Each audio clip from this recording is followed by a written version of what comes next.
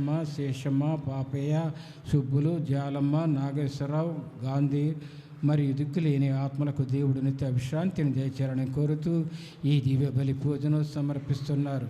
కోల Ajay Kumar, rosemary గారి కుటుంబమునకు దేవుడు చేసిన సకల మేళ్ళ కృతజ్ఞతగాను, మరి వీరి బిడ్డలు పావని, శ్రీ పూజ, శ్రీజ సాగరికలను దేవుడు దీవించి ఆశీర్వదించాలని, వారి చదువులో దేవుడు తోడుగా ఉండాలని, శ్రీజ సాగరగా చేస్తున్న ఉద్యోగ ప్రయత్నాన్ని దేవుడు దీవించి ఆశీర్వదించాలని, కుటుంబాలందరికీ మంచి ఆరోగ్యం దయచేయాలని కోరుతూ ఈ దివ్య బలి పూజను సమర్పిస్తున్నారు.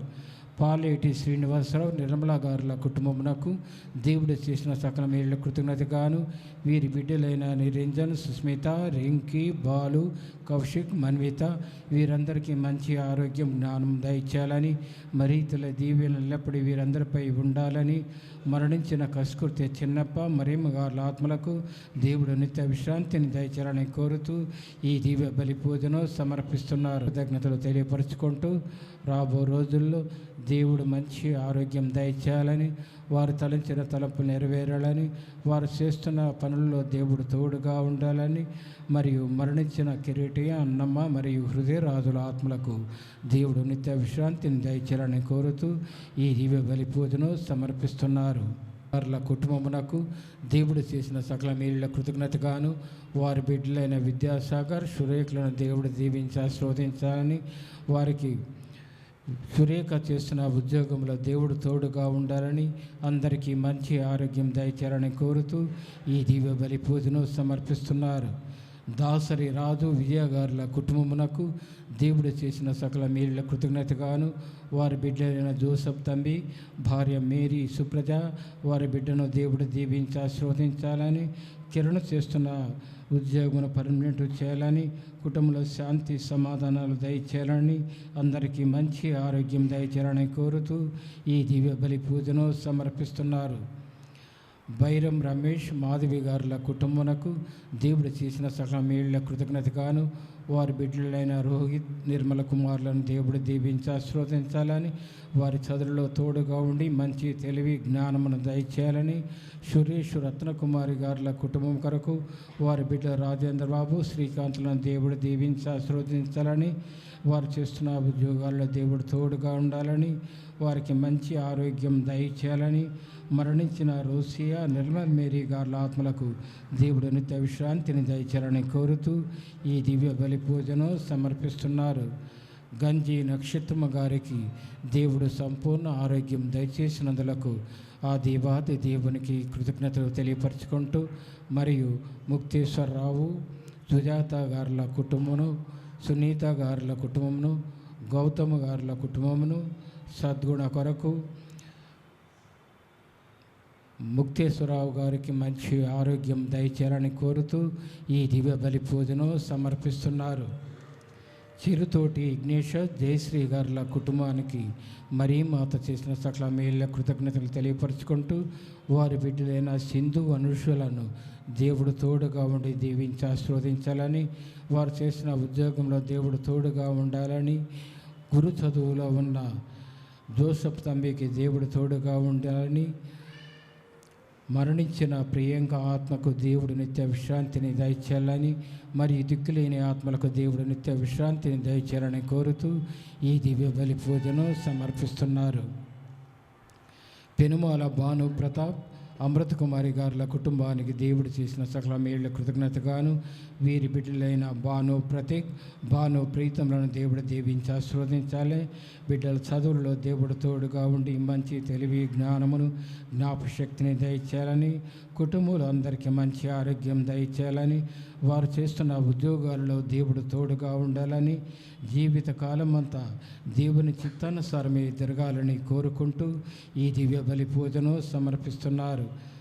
దమ్ము ప్రసాద్, రిసార్ట్స్ వాసంతి గారుల కుటుంబమునకు దేవుడు చేసిన సకల మేలుల కృతజ్ఞతగాను, వారి బిడ్డలైన స్టెల్లా సోఫియా, గ్లాడీలను దేవుడు దీవించి ఆశీర్వదించాలని, స్టెల్లా సోఫియా చేస్తున్న ఉద్యోగంలో దేవుడు తోడుగా ఉండాలని, గ్లాడీ చదువులలో దేవుడు తోడుగా ఉండి మంచి తెలివి, జ్ఞానమును, జ్ఞాపశక్తిని దయచేయాలని, కుటుంబంలో అందరికీ మంచి ఆరోగ్యం దయచేయాలని, మరణించిన దిలీప్ బాబు, దేవదానం, శౌరమ్మ, అమర్నాథ్, మధ్యల ప్రభుదాస్, రోజ్మేరీ, దమ్ము ప్రసాదరావు, లీలమ్మ, దయమ్మ, ప్రభావతి, శౌరయ్య మరియు దిక్కులేని ఆత్మలకు దేవుడు నిత్య విశ్రాంతిని దయచేయాలని కోరుతూ ఈ దివ్య బలి పూజను సమర్పిస్తున్నారు. మరణించిన తుమ్మలగుంట విజయ మాష్ గారు, తుమ్మలగుంట సౌరమ్మ టీచర్ గారు, కుమారుడు జోసఫ్ ప్రసాద్ బాబు మాష్ గారు, కుమార్తె జోస్పిన్ తెరేసా, జోసఫ్ ప్రకాష్ బాబు గారుల ఆత్మలకు దేవుడు నిత్య విశ్రాంతిని దయచేయాలని, జోస్పిన్ అంతోని, జోస్పిన్ ఆగ్నేస్లకు మంచి ఆరోగ్యం దయచేయాలని మరియు ఫాదర్ నావి కుమార్ గారికి మంచి ఆరోగ్యం దయచేయాలని కోరుతూ ఈ దివ్య బలి పూజను సమర్పిస్తున్నారు.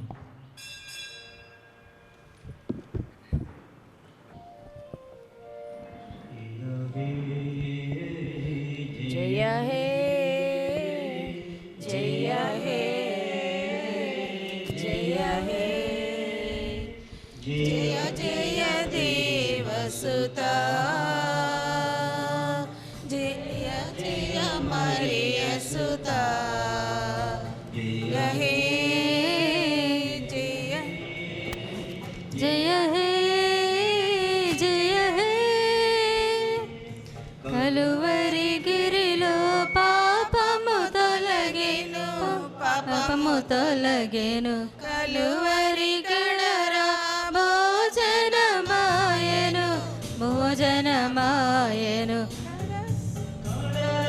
భోజమే పూజగా మారెను కడరా భోజమే పూజగా మారెను పూజలు చేసేదను నే పూజలు చేసేదను మీ పూజలు చేసేదను జయ హే జయ హే జయ హే జయ హే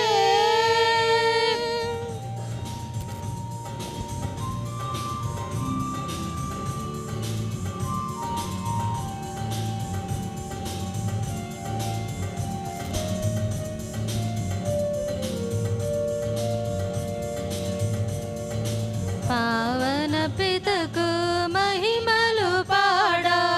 మహిమలు పాడా ప్రభు పిత సుతునకు స్తోత్రము చేయ వరుడు స్పిరితుకు వినతులు నొసగా వరదుడు స్పిరితుకు వినతులు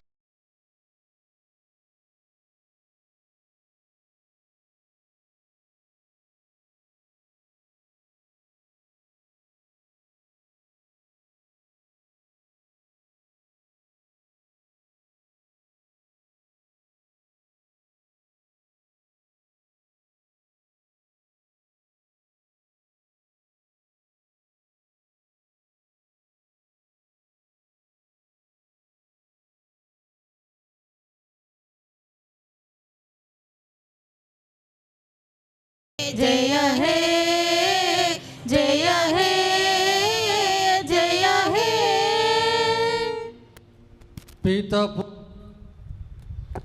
పిత పుత్ర పవిత్రాత్మ నామమునా మననాథుడైన యేసుక్రీస్తు కృప సర్వేశ్వరుని ప్రేమ పవిత్రాత్మ సహవాసము మీ అందరితో నుండునుగాక. మీ ఆత్మతోను ఉండునుగాక. యేసుక్రీస్తులో ప్రియమైన సోదరి సోదరులారా, ఈరోజు మనం సామాన్య కాలపు 24వ ఆదివారంలో ప్రవేశిస్తున్నాం. ఈరోజు ప్రభు మనకిచ్చేటటువంటి సందేశములో నన్ను అనుసరింపగోరువాడు తన సిలువని తన్ను తాను త్యజించుకొని తన సిలువను ఎత్తుకొని నన్ను అనుసరింపవలను అని కోరుచున్నారు. మనం ప్రభుని అనుసరించుచున్నామని చెప్పుకుంటూ ఎన్నోసార్లు మనం మనల్ని త్యజించుకోవటం లేదు, సిలువను ఎత్తుకొని నడవటం లేదు. ఈ పాపాలకు గాను ప్రభు దగ్గర క్షమాపణ కోరుకొని ఈ పూజలో పాలు పంచుకుందాం.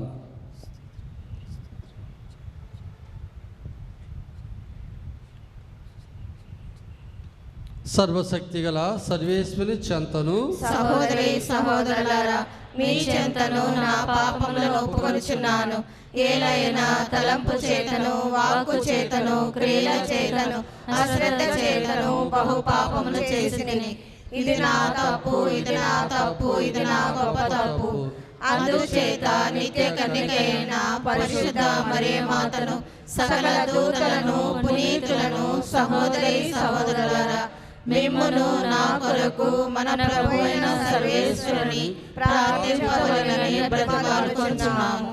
సర్వశక్తుల సర్వేశ్వరుడు మనకు దయచూపి మన పాపములు మన్నించి మృత్యము చేర్చుదురుగాక. ఆమేన్. ప్రభువా దయచూపండి. ప్రభువా దయచూపండి. క్రీస్తువా దయచూపండి. క్రీస్తువా దయచూపండి. ప్రభువా దయచూపండి. ప్రభువా దయచూపండి.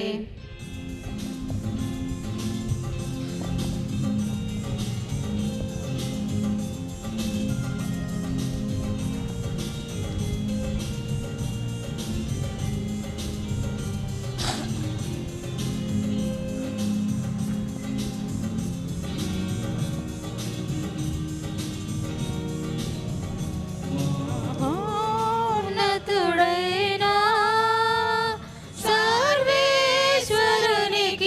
మహిమ, భూలోకవాసులకు సమాధానం సమాధానం సమాధానము.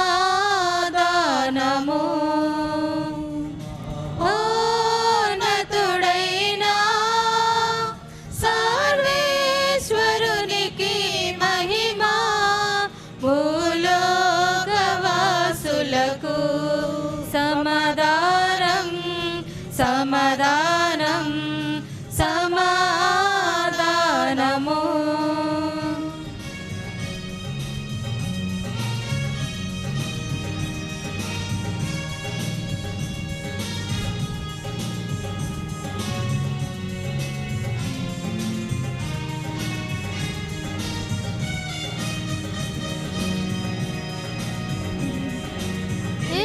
ఏలినవారైన సర్వేశ్వర పరలోకమున మహారాజా, ఏలినవారైన సర్వేశ్వర పరలోకమున మహారాజా, సర్వశక్తి గల పరమపిత, సర్వశక్తి గల పరమపిత, మిమ్మును వేడుచున్నాము, మీ దయనే ఇలలో కోరెదము.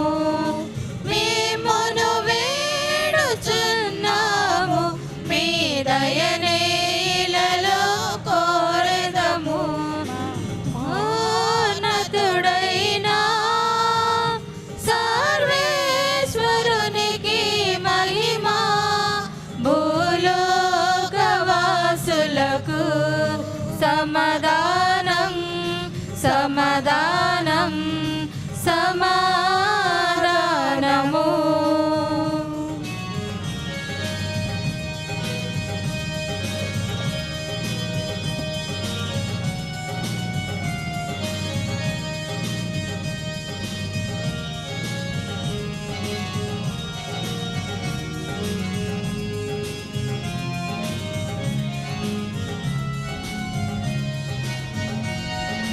జనదైక సుతుడా ఏలినవార సర్వేశ్వరుని గొర్రె పిల్ల, జనదైక సుతుడా ఏలినవార సర్వేశ్వరుని గొర్రె పిల్ల, పిత యొక్క పుత్రుడ శ్రీ యేసువా, పిత యొక్క పుత్రుడ శ్రీ యేసువా, లోక పాప పరిహారార్థం ఇలలోన వెలసిన మా ప్రభువా, లోక పాప పరిహారార్థం ఇలలోన వెలసిన మా ప్రభువా, మహోన్నతుడైన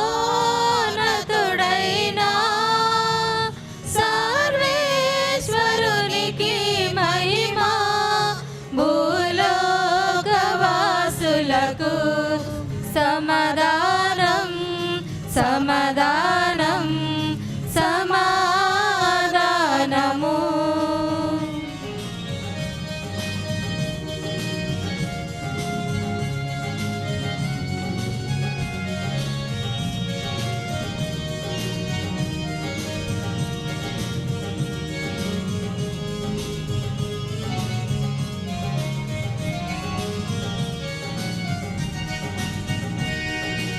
పిత యొక్క ప్రక్కన మహాఘనతతో కూర్చొని ఉండుట చూచుటకై పిత యొక్క ప్రక్కన మహాఘనతతో కూర్చొని ఉండుట చూచుటకై మా మనోనేత్రములు తెరువమని మా నేత్రములను తెరువమని మేము వేడుచున్నాము మీ దయనే ఇలలో కోరెదము మేము వేడుచున్నాము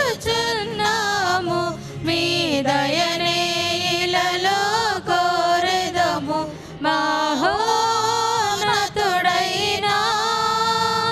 సర్వేశ్వరునికి మహిమ భూలోకవాసులకు సమాధానం సమాధానం సమాధానము.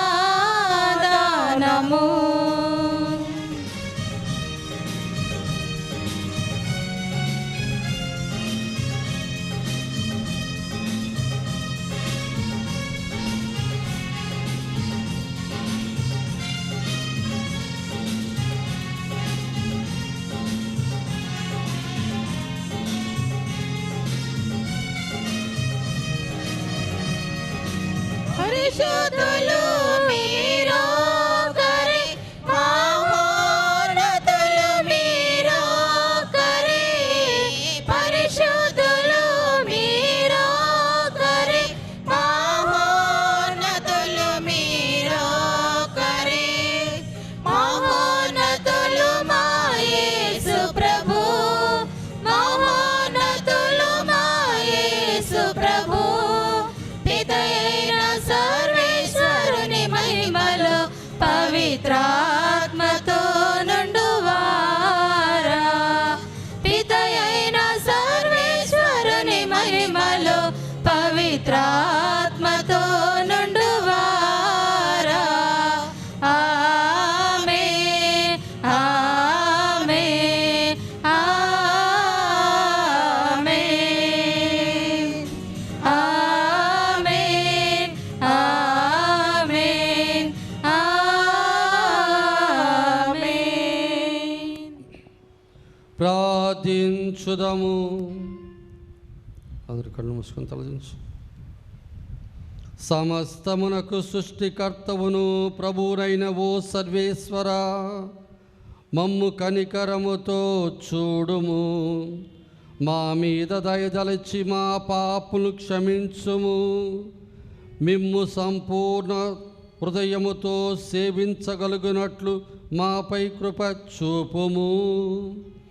మీతోను పవిత్రాత్మతోను కలిసి యుగ యుగములు జీవించుచు పాలించు మా ప్రభుని మీ కుమారుని క్రీస్తు ద్వారా ఈ మనవి చేయుచున్నాము.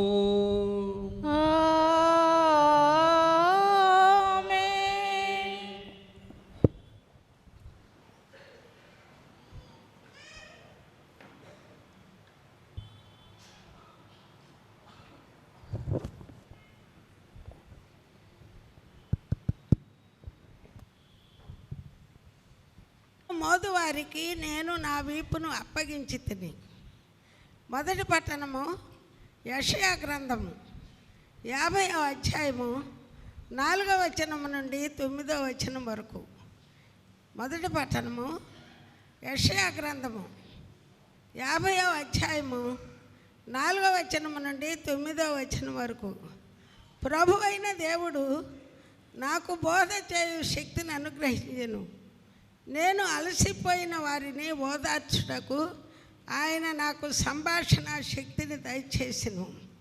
ప్రభువు ప్రతి ఉదయమును నన్ను ప్రబోధించి నేను శిష్యుని వలె ఆయన బోధను ఆలించున్నట్లు చేసెను. ప్రభు అయిన దేవుడు నాకు జ్ఞానమును దయచేసెను. నేను ఆయనకు అడ్డు చెప్పలేదు, ఆయన మాట పెడచెవిని పెట్టలేదు. నన్ను మోదువారికి నేను నా వీపును అప్పగించి తిని. వారు నా గడ్డపు వెంట్రుకలను లాగివేయుచుండగా నేను ఊరకుంటిని. నా ముఖము మీద ఉమ్మి వేసి నన్ను అవమానించుతుండగా నేనేమి చేయనైతిని. ప్రభువైన దేవుడు నన్ను ఆదుకొనును గాన వారు కలిగించు అవమానములను బాధింపజాలవు. నేను నా ముఖమును చెక్కుముకి రాయి వలె గట్టి చేసుకుంటుని. నేను నగబాట్లు తెచ్చుకోనని నాకు తెలియను. నేను నిర్దోషినని సమర్థించి చెప్పువాడు నా ప్రక్కనే ఉన్నాడు. నా మీద ఎవడైనా నేరము మోపదలచినచో అతడు నేనును కలిసి న్యాయస్థానముకు పోయేదము. నా ప్రత్యర్థి తన అభియోగమును రుజువు చేయునుగాక. ప్రభు అయిన దేవుడు నాకు తోడ్పడును. నేను దోషినని నిరూపించగలవాడెవడు? నా ప్రత్యర్థులు చెమటలు కొట్టిన బట్టల వలె క్షీణింతురు.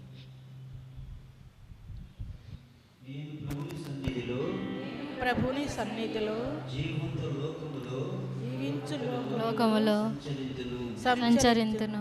ప్రభు నా మొర వినును కనుక నేను ఆయనను ప్రేమింతును. ఆయన నా విన్నపమును ఆలకించును. నేను మొరపెట్టినప్పుడల్లా నా జీవితకాలమంతా ఆయన చెవియొగ్గి ఆలించును.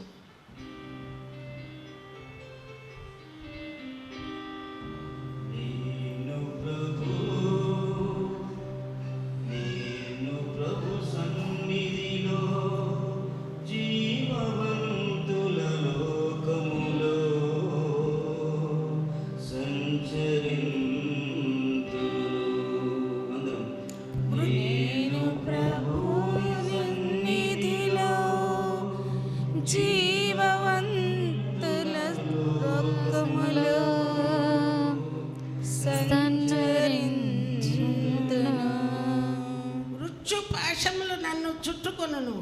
పాతాళ వేదనలు నన్ను చుట్టుముట్టెను. భయ విచారములు నన్ను క్రమ్ముకొనెను. అప్పుడు నేను ప్రభు నాకు మొరపెట్టితని, ఓ ప్రభు నీవు నన్ను రక్షింపుము అని వేడుకొంటిని. నేను ప్రభుని సన్నిధిలో జీవవంతుల లోకములో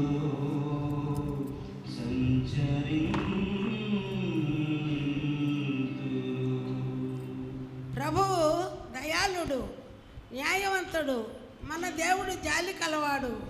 ప్రభువు నిష్కపట హృదయములను కాపాడును. నేను ఆపదలో ఉన్నప్పుడు ఆయన నన్ను ఆదుకొనును. నేను ప్రభువు సన్నిధిలో జీవవంతుడలో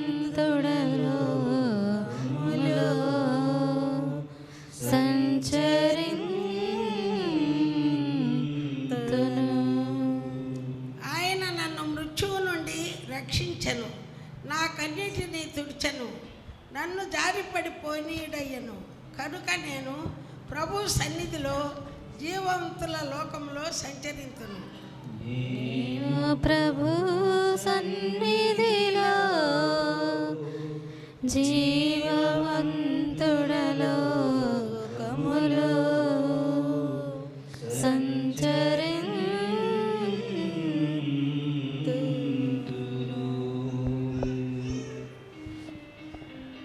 నేను ప్రభు సన్నిధిలో జీవవంతుల లోకములో సంచరింతును.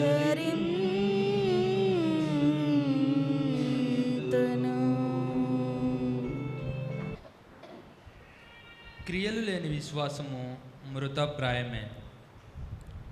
రెండవ పట్నము పునీత యాకోబు రాసిన లేఖ 2వ అధ్యాయము 14వ వచనం నుంచి 18వ వచనం వరకు.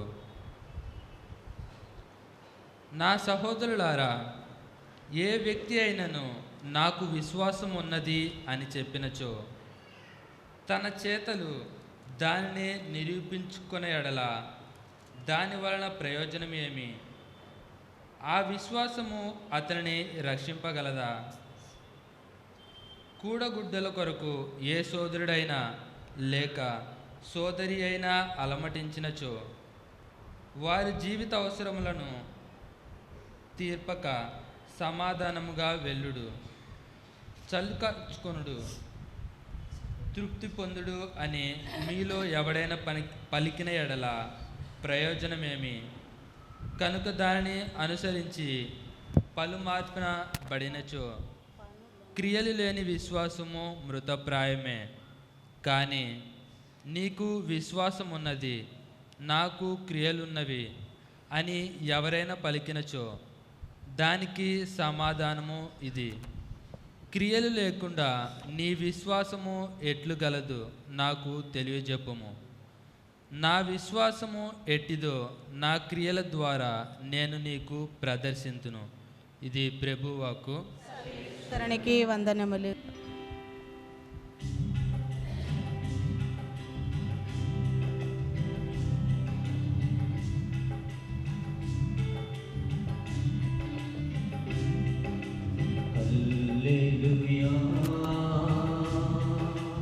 హల్లెలూయా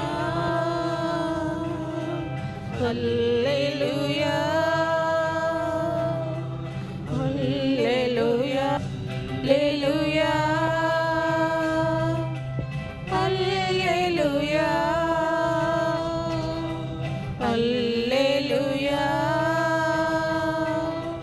హల్లెలూయా. మన ప్రభువాకు యేసుక్రీస్తు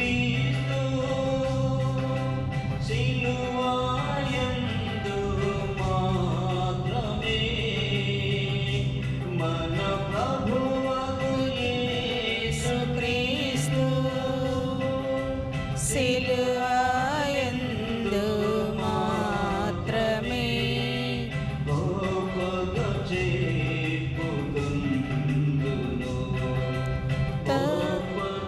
చేర్పుకొందును.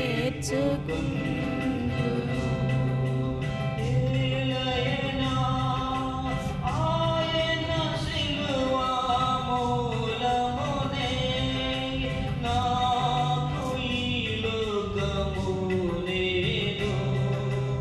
ఈ లోకమునకు ఏ సిలువ వేయబడితిని. నాకు ఈ లోకము, నేను ఈ లోకమునకు సిలువ వేయబడితిని. హల్లెలూయా హల్లెలూయా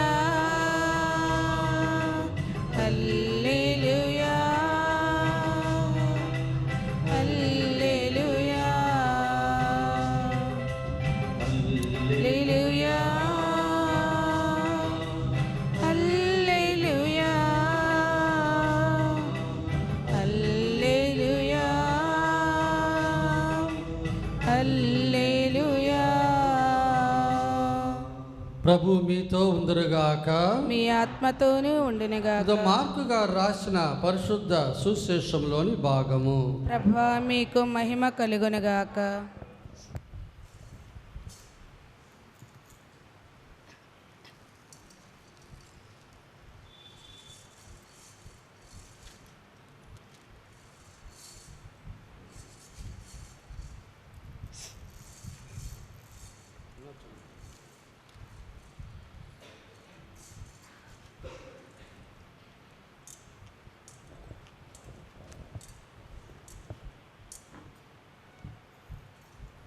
8వ అధ్యాయము 27 నుండి 35 వచనాలు. యేసు శిష్యులతో కైసరియా ఫిలిప్పు ప్రాంతమునకు వెళ్ళెను. మార్గమధ్యమున ప్రజలు, నేను ఎవరిని చెప్పుకొనుచున్నారు అని యేసు వారిని అడిగాను. అందుకు వారు, కొందరు బాప్తిస్త యోహానని, మరి కొందరు ఎలియా అని, లేదా మరి ఒక ప్రవక్త అని చెప్పుకొనుచున్నారని. అప్పుడు యేసు వారితో, మరి నన్ను గూర్చి మీరేమనుకొనుచున్నారు అని వారిని ప్రశ్నింప, పేతురు, నీవు క్రీస్తువు అని ప్రత్యుత్తరం ఇచ్చాను. అంతటా ఆయన తాను ఎవరైనది ఇతరులకు తెలపరాదని వారిని ఆదేశించను.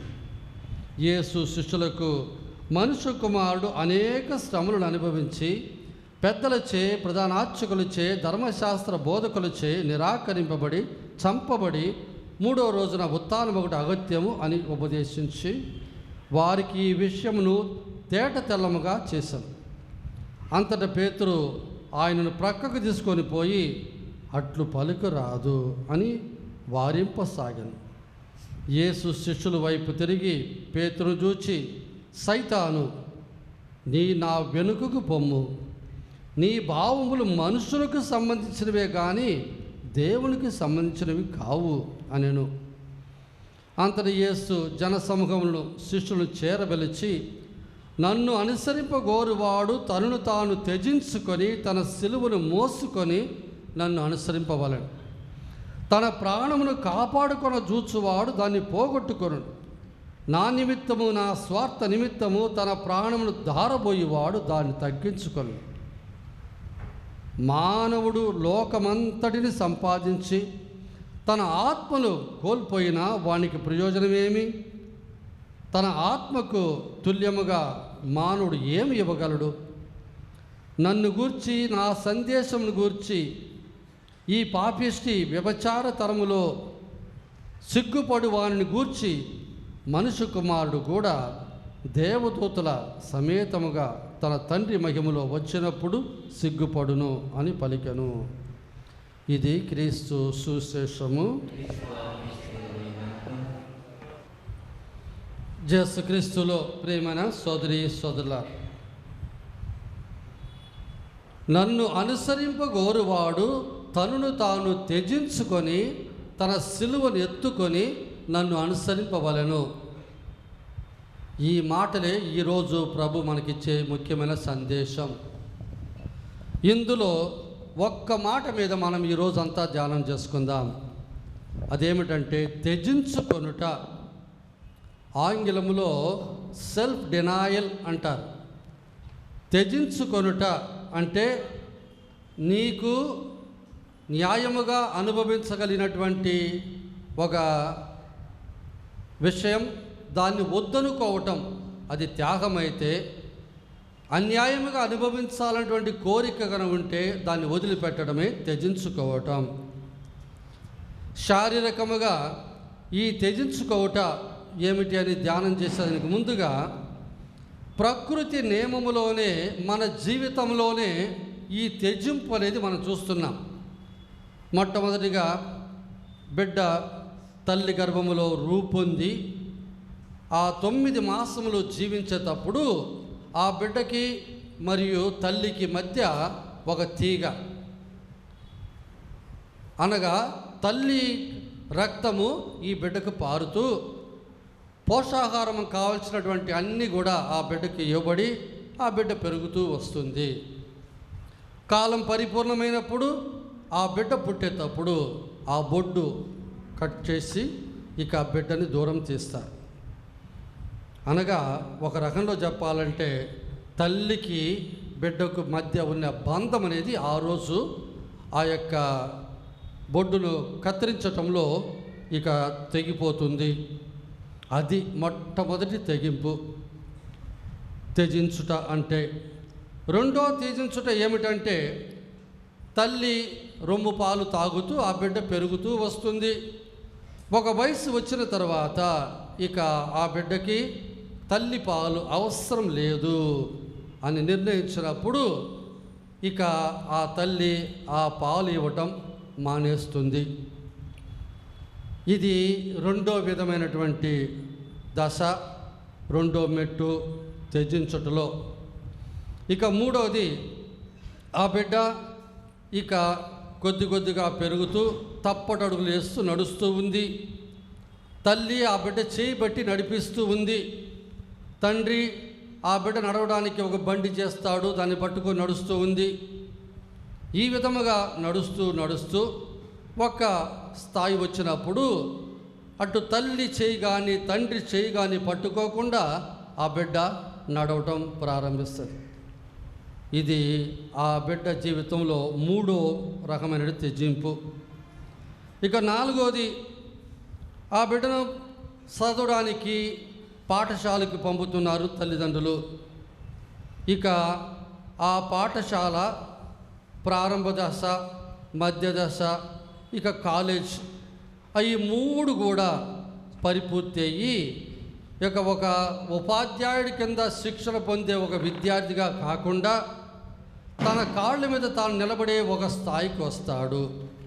ఇక విద్యార్థుల యొక్క సహాయం ఇక అవసరం లేదు అనేది 4వ రకమైనటువంటి స్థాయి. అది ఇంకొక త్యజింపు. 5వ రకమైనటువంటిది ఇక తన పనులు తాను చేసుకుంటూ నానాటికి కావలసినటువంటి అన్నానికి కావలసినటువంటి వేతనం సంపాదించుకుంటూ ఇక ఎవరి మీద ఆధారపడక, డబ్బు కోసం ఎవరిని అడగక, తన కాళ్ళ మీద తాను నిలబడి తన జీవితాన్ని గడపగలిగే ఒక స్థాయి. ఇది 5వ రకమైన త్యజింపు. ఇక 6వ రకమైనది ఏంటి?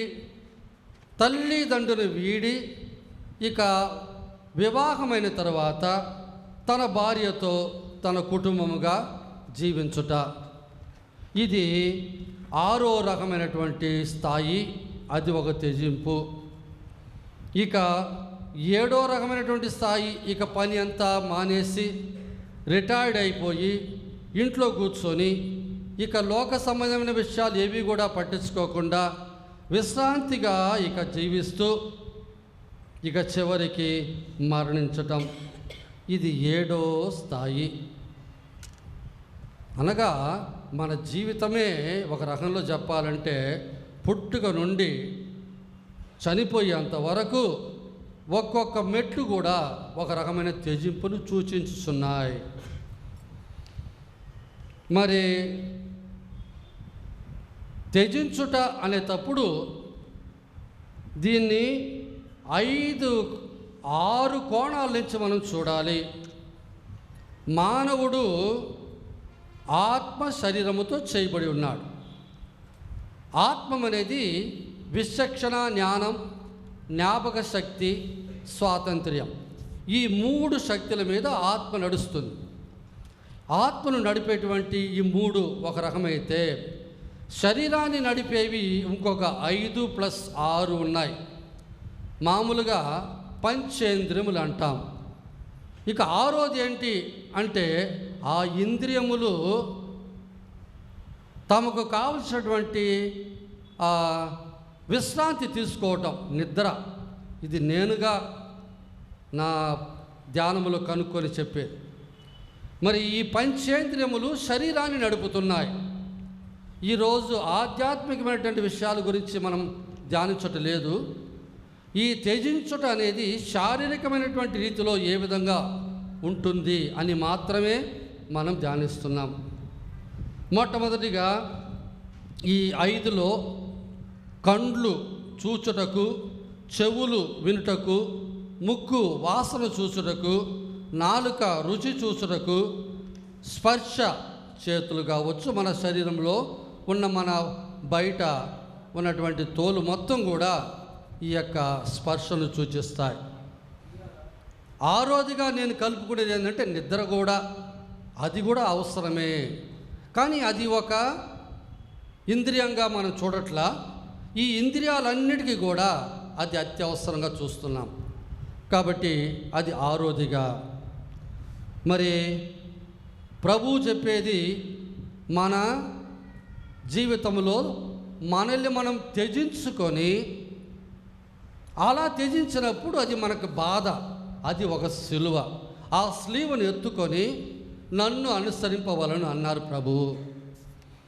ఇప్పుడు శారీరకంగా మనం చూసేటప్పుడు ఈ పంచేంద్రియంలో మొట్టమొదటి కండ్లు. ఈ కండ్లు అనేవి మన శరీరానికి కిటికీల్లాగా. ఈ కిటికీల ద్వారా మాత్రమే మరి ముఖ్యంగా ఎక్కువగా అన్ని రకాలైనటువంటి విషయాలు మన మెదడును చేరుకుంటాయి. ప్రతి ఒక్కటి కూడా మన కండ్ల ద్వారా మనం చూసిన తర్వాత తద్వారా వస్తున్నటువంటి ఆ వివరాలు అన్నీ కూడా మన మెదడులో అవి సేకరించబడతాయి. ఒక పటం చూసినప్పుడు ఆ పటాన్ని వివరించగలిగినటువంటి రీతిలో ఆ మెదడులో ఆ పటం అనేది ముద్రించబడుతుంది. ఈ యొక్క పటం తన కండ్లార చూసినప్పుడు వచ్చే జ్ఞానం అనేది చాలా నిజమైనది. అదే సందర్భంలో ఆ కండ్లు లేకుండా పోతే అదే విషయాన్ని ఒక వ్యక్తి చూపించినప్పుడు, వివరించినప్పుడు తద్వారా మనకు కలిగేటువంటి ఆ యొక్క వివరాలు చాలా వరకు తప్పుగా అవి మెదడులో ముద్రించబడతాయి. ఉదాహరణకి కొంతమంది గుడ్డి వాళ్ళు ఒక ఏనుగును చూడాలనుకున్నారు. మీకు ఆ ఏనుగును చూసేటప్పుడు మొట్టమొదటిగా వాడు వెళ్ళి ఆ తొండమును పట్టి చూశాడు. ఈ ఏనుగ నాకు రోకలిలా ఉందే అన్నాడు. రెండో వాడు తోకను బట్టి చూశాడు. ఈ ఏనుగ నాకు గట్టిగా ఉండే తాడులా ఉందే అన్నాడు. మూడో వాడు కాళ్ళు బట్టి చూశాడు. చూసి ఈ ఏనుగ నాకు ఒక పెద్ద చెట్టు యొక్క మొద్దులా ఉందే అన్నాడు. ఐదో వాడు ఆ ఏనుగను కడుపంతా పట్టి చూసి ఇది ఒక పెద్ద గోడలా ఉందే అన్నాడు. ఇంకొకడు దాని దంతాలు బట్టి చూసి ఇవి నాకు ఈటిలాగా ఉందే అన్నాడు. కండ్లు లేకపోవటం వల్ల ఆ గుడ్డి వాళ్ళు ఏనుగును ఇలా వాళ్ళు అర్థం చేసుకున్నారు, ఊహించుకున్నారు. ఒక రకంలో చెప్పాలంటే వాళ్ళకి ఆ యొక్క స్పర్శ ద్వారా వచ్చినటువంటి జ్ఞానం అంత మాత్రమే. కాబట్టి కండ్లు లేకుండా పోతే పరిపూర్ణమైనటువంటి ఒక వివరణ మనకు దొరకదు. ఆ కండ్లే సర్వ రకాలైనటువంటి శోధనలకు కారణం. ఈ శోధన అనేది ఈ కళ్ళ ద్వారా మాత్రమే కాదు, కళ్ళతో ముఖ్యముగా ఎక్కువగా శోధన కలుగుతుంది. ఈ కంటి ద్వారా తను చూసేటువంటి దాన్ని వారు అనుభవించి ఆ అనుభవ జ్ఞానమును వాళ్ళు పొందుతారు అన్నట్టు.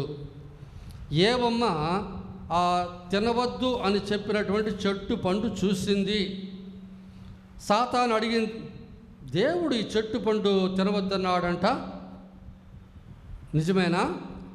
అప్పుడు ఏమేమంటుంది, అవును తినవద్దన్నాడు, తాకద్దన్నాడు అని కలిపి చెబుతుంది. మరి ఆ చెట్టు పండు తినకూడదు, తాకకూడదని చెప్పిన తర్వాత ఆమె వెళ్ళి ఈ చెట్టు పండు చూచుటకు కనుల పండుగగా ఉండెను, దీన్ని తింటే దీని ద్వారా నాకు జ్ఞానం కలిగితే ఎంత బాగుండునో ఊగ. ఇక ఆ కండ్ల ద్వారా వచ్చినటువంటి ఆ బింబము ఆమె మనసులో ఒక ఊగను కలిగించి ఎప్పుడెప్పుడు తిందామా అన్న ఆశను కలిగించింది. అదే శోధన. అప్పుడు శోధన అంటే ఏంది? పాపం పట్ల ఆకర్షణే శోధన అనేది. పాపం చేయాలటువంటి ఆశ, ఆ కోరిక, ఆ ఆకర్షణ, అదే శోధన. శోధన పాపం కాదు. ఎప్పుడైతే ఆ శోధనకు మనం ఒప్పుకుంటామో అప్పుడే అది పాపం అవుతుంది. మరి ఆ శోధనకు కారణం ఏంటి? కండ్లు. తద్వారా తను చూసినటువంటి పుత్తిపారు భార్య తన ఇంట్లో పనిచేస్తున్నటువంటి యోసేపును చూసింది. కుర్రవాడు, బాగా గట్టిగా ఉన్నాడు, అందంగా ఉన్నాడు, నా భర్త ఎందుకు పనికిరాడు, వీడైతే నాకు సరిపోతుంది అని ఆమె ఆ చూపు ద్వారా వచ్చినటువంటి దాంతో ఊహించుకొని తనతో పాపం చేయమని అతని బంధించి బలవంతం చేయడానికి ప్రయత్నించింది. కారణం ఆ చూపు ద్వారా వచ్చినటువంటి ఆ యొక్క కోరిక. అలాగే దావీదు రాజు సాయంత్రం నిద్రపోయి బయటికి లేచి మేడ మీద అటు ఇటు తిరుగుతూ పక్కింటి కాడ బత్షెబ స్నానం చేసేది చూసి ఇక ఆమె మీద కోరిక తెచ్చుకున్నాడు. కాబట్టి కండ్ల ద్వారా వస్తున్నటువంటి ఆ యొక్క బింబము, ఆ యొక్క వివరాలు, ఆ యొక్క జ్ఞానము పాపానికి పురిగొలుపుతుంది. చేపలు పట్టేవాళ్ళు పాతకాలంలో మామూలుగా చెరువులో చేపలు పట్టాలంటే రాత్రిపూట వెళ్తారు. ఆ పడవను మధ్యలోకి తీసుకెళ్తారు, మొదల్లో వల వేసి పెట్టేస్తారు కింద. ఆ తర్వాత లాందరు వెలిగించి ఆ పడవ మధ్యలో పెట్టుకుంటారు. ఈ వెలుతురికి చేపలన్నీ కూడా ఆ దగ్గరికి వస్తాయి. అన్ని దగ్గర వచ్చిన తర్వాత ఒక్కసారిగా ఆ యొక్క వలను లాగినప్పుడు అన్ని పక్కలుండి వల బిగించుకొని చేపలన్నీ లోపల పడిపోతాయి. ఆ విధంగానే ఈ యొక్క చూపు ద్వారా వస్తున్నటువంటి శోధన పాపానికి మనల్ని పురిగొల్పుతుంది. చూచట వలన కోరిక కలుగుతుంది. ఆ కోరిక ఈ యొక్క అనుభవం నేను పొందాలని ఆశను కలిగిస్తుంది. మరి త్యజించుట అనగా ఏంటి? ఇక్కడ దేవుడు మనకు 2 రకాలైనటువంటి సుఖాలు ఇచ్చున్నారు. ఒకటి పాపముతో కూడిన సుఖము, ఇంకొకటి దేవుని యొక్క అనుమతిని పొందిన సుఖం. పాపముతో కూడిన సుఖం అంటే ఏంది? తినవద్దు అని చెప్పిన పండు తినాలని కోరిక ద్వారా వచ్చేది పాపముతో కూడిన సుఖం. ఈ భూమి మీద మొలిసే ప్రతి ఒక్క చెట్టు పండును తినచ్చు అని దేవుడు చెప్పి ఉన్నారంటే అది పాపం లేకుండా అనుమతితో ఉన్నటువంటి సుఖం. ఇక్కడ త్యజించుటానికి ఎక్కడొస్తుంది? ఎక్కడైతే పాపం చేయాలని కోరిక కలిగేటువంటి ఒక పరిస్థితి ఉందో దాన్ని వద్దనుకోవటం, అదే త్యజించుట. దేవుడు అనుమతించిన దాన్ని వద్దనుకుంటే దాని అర్థం ఏంటి? అది త్యాగము. నన్ను అనుసరింపగోరువాడు తన సిలువనెత్తుకొని, ఇక్కడ ఏమవుతుంది? ఆ త్యజించడం ద్వారా మనసులో బాధ, అయ్యో ఇది నేను పొందలేకపోయానే, ఈ అనుభవం నేను పొందలేకపోయాను, ఈ సుఖం పొందలేకపోయానే, దీని ద్వారా నేను లాభం పొందలేకపోయానే అన్న ఆ నిరాశ, అది ఒక మనిషికి బాధ కలిగిస్తుంది. అది సిలువ. అప్పుడు నిన్ను నీవు త్యజించుకున్నప్పుడు నీకు కలిగేటువంటి ఆ వ్యధ, ఆ బాధ, అది సిలువ. కానీ అనుమతించబడినటువంటి సుఖాన్ని నువ్వు వద్దనుకుంటే అది త్యాగము. నువ్వు 3 పూట్ల భోంచేయచ్చు, దేవుడు వద్దనలేదు. కానీ ఇప్పుడు నేను ప్రస్తుతం తపస్సు కాలంలో ఉన్నా కాబట్టి నేను 1 పూట మాత్రమే భోంచేస్తా, ఇక 2 పూటలు భోంచేయను అనుకుంటున్నా. అది త్యాగము, తపస్సు క్రియలో ఒక భాగము. అది ఒక రకమైన త్యజింపు. అర్థమవుతుందా? నాతో లేరు, మీరు స్విచ్ ఆఫ్ చేసేసారు. త్యజించుట అనేది 2 రకాలు. పాపాన్ని, పాప ఆకర్షణను వద్దనుకోవటం, పుణ్యం చేయడానికి ప్రేరేపించుకోవటం. ఈ 2 రకాలైన త్యజింపులు మనిషికి బాధను కలుగజేస్తాయి. అదే సిలువ, అదే వేదన, అదే త్యాగము. జోక్యము అన్నమ్మ 18 సంవత్సరాలు దాంపత్య జీవితం లేకుండా వాళ్ళు జీవించారు. ఎందుకనగా వాగ్దానం చేయబడినటువంటి ఆ మెస్సియా తల్లిని కనగలిగే ఒక ఆశీర్వాదం వాళ్ళకి ఇవ్వబడుతుంది అని విన్న తర్వాత అది త్యాగము, అది ఒక రకమైన త్యజింపు. కాబట్టి కండ్ల ద్వారా వస్తున్నటువంటి సకల పాపాలు కూడా వాటిని వద్దనుకొని దానికంటే ముఖ్యమైనటువంటి ఉన్నతమైనటువంటి దాన్ని పొందాలని కోరికతో ఆ యొక్క పాపంలో పడకుండా ఆ శోధనను వద్దనుకోవటం, అదే త్యజించుట. మన జీవితమంతా కూడా ప్రారంభం నుంచి చనిపోయే రోజు వరకు మనకు శోధనలు తప్పవు. ఈ శోధనలు రకరకాలైన శోధనలు.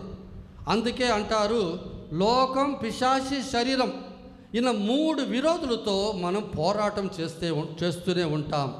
అందుకే ఈ లోకవాసులు ఏమంటారు? యుద్ధ సభకు చెందిన వాళ్ళు అని అంటారు.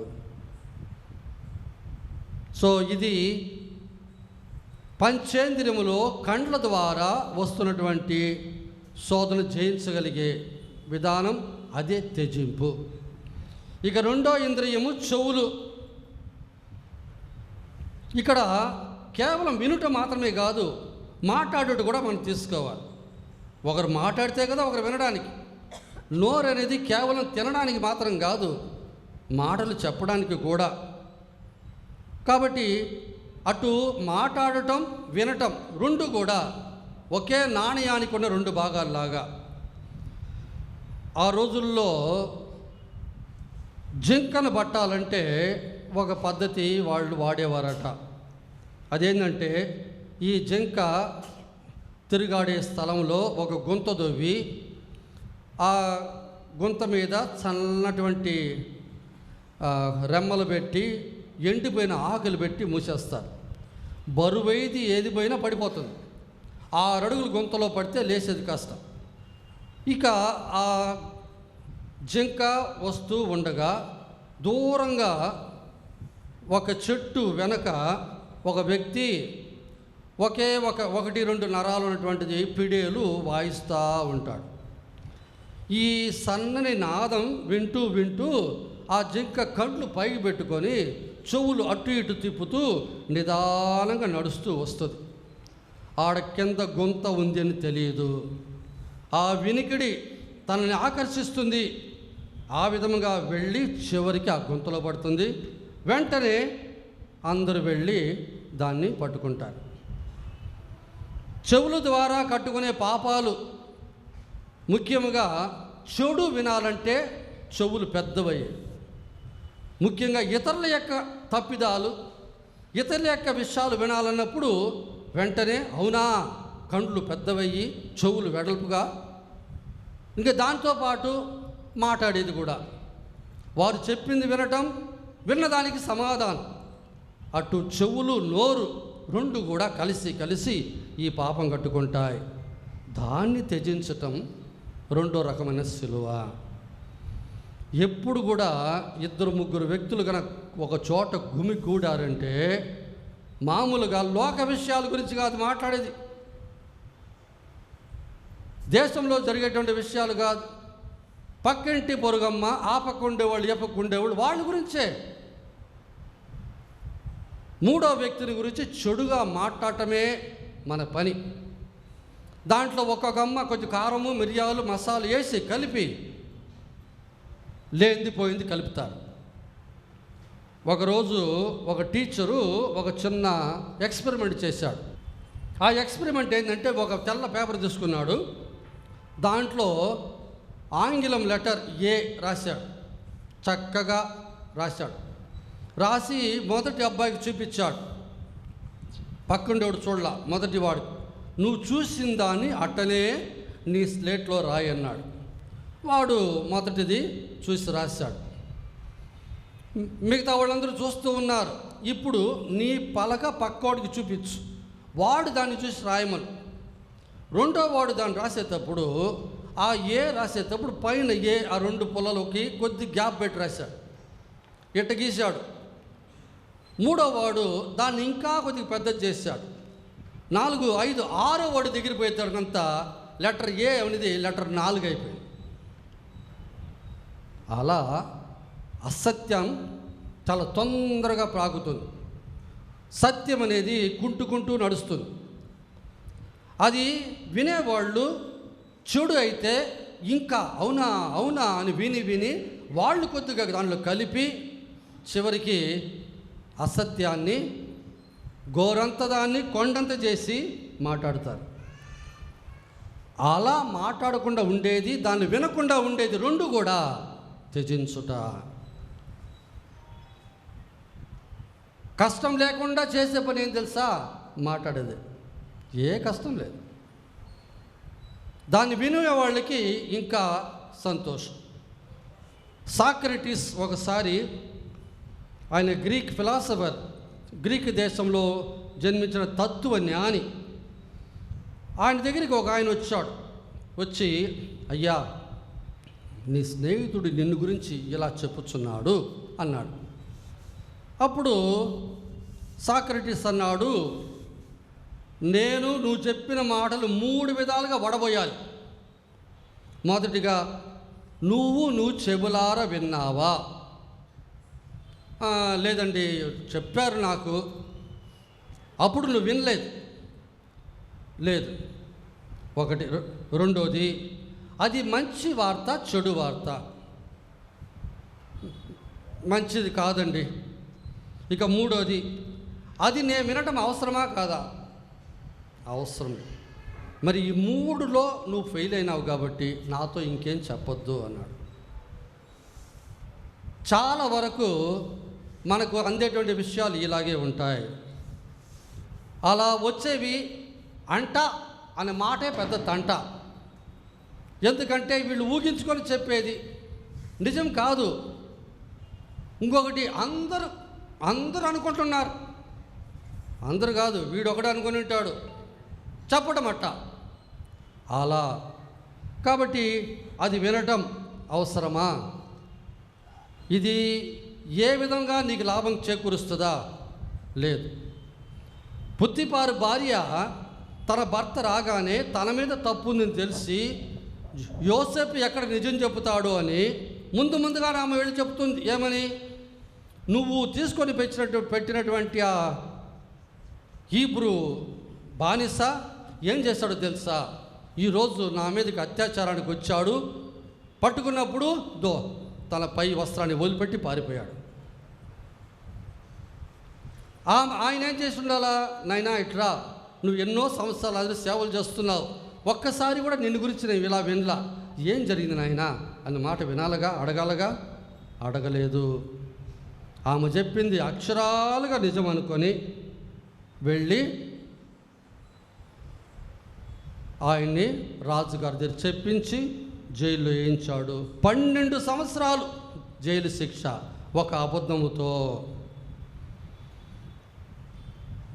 చాలా వరకు మనం వినే విషయాలు నిజంగా ఉండవు. ప్రతి వ్యక్తి చెప్పే దాంట్లో కొద్దిగా కలిపి చెప్పచ్చు. ఇటువంటి చెడు మాటలు, చెడు విషయాలు కొన్ని కొంపలు కూల్చేదానికి అవకాశం ఉంది. మరి ముఖ్యంగా ఏ పాపం తెలియనటువంటి ఒక ఆడపిల్ల కావచ్చు, ఏ తప్పు చేయనటువంటి ఒక పత్ని కావచ్చు, ఒక గురువు కావచ్చు, ఒక సిస్టర్ కావచ్చు, అది తెల్ల అంగీల మీద బురదకి చల్లేది చాలా సులభం. ఒకే ఒక నిప్పులతో నువ్వు నిప్పు లేకుండానే మంటించేసి.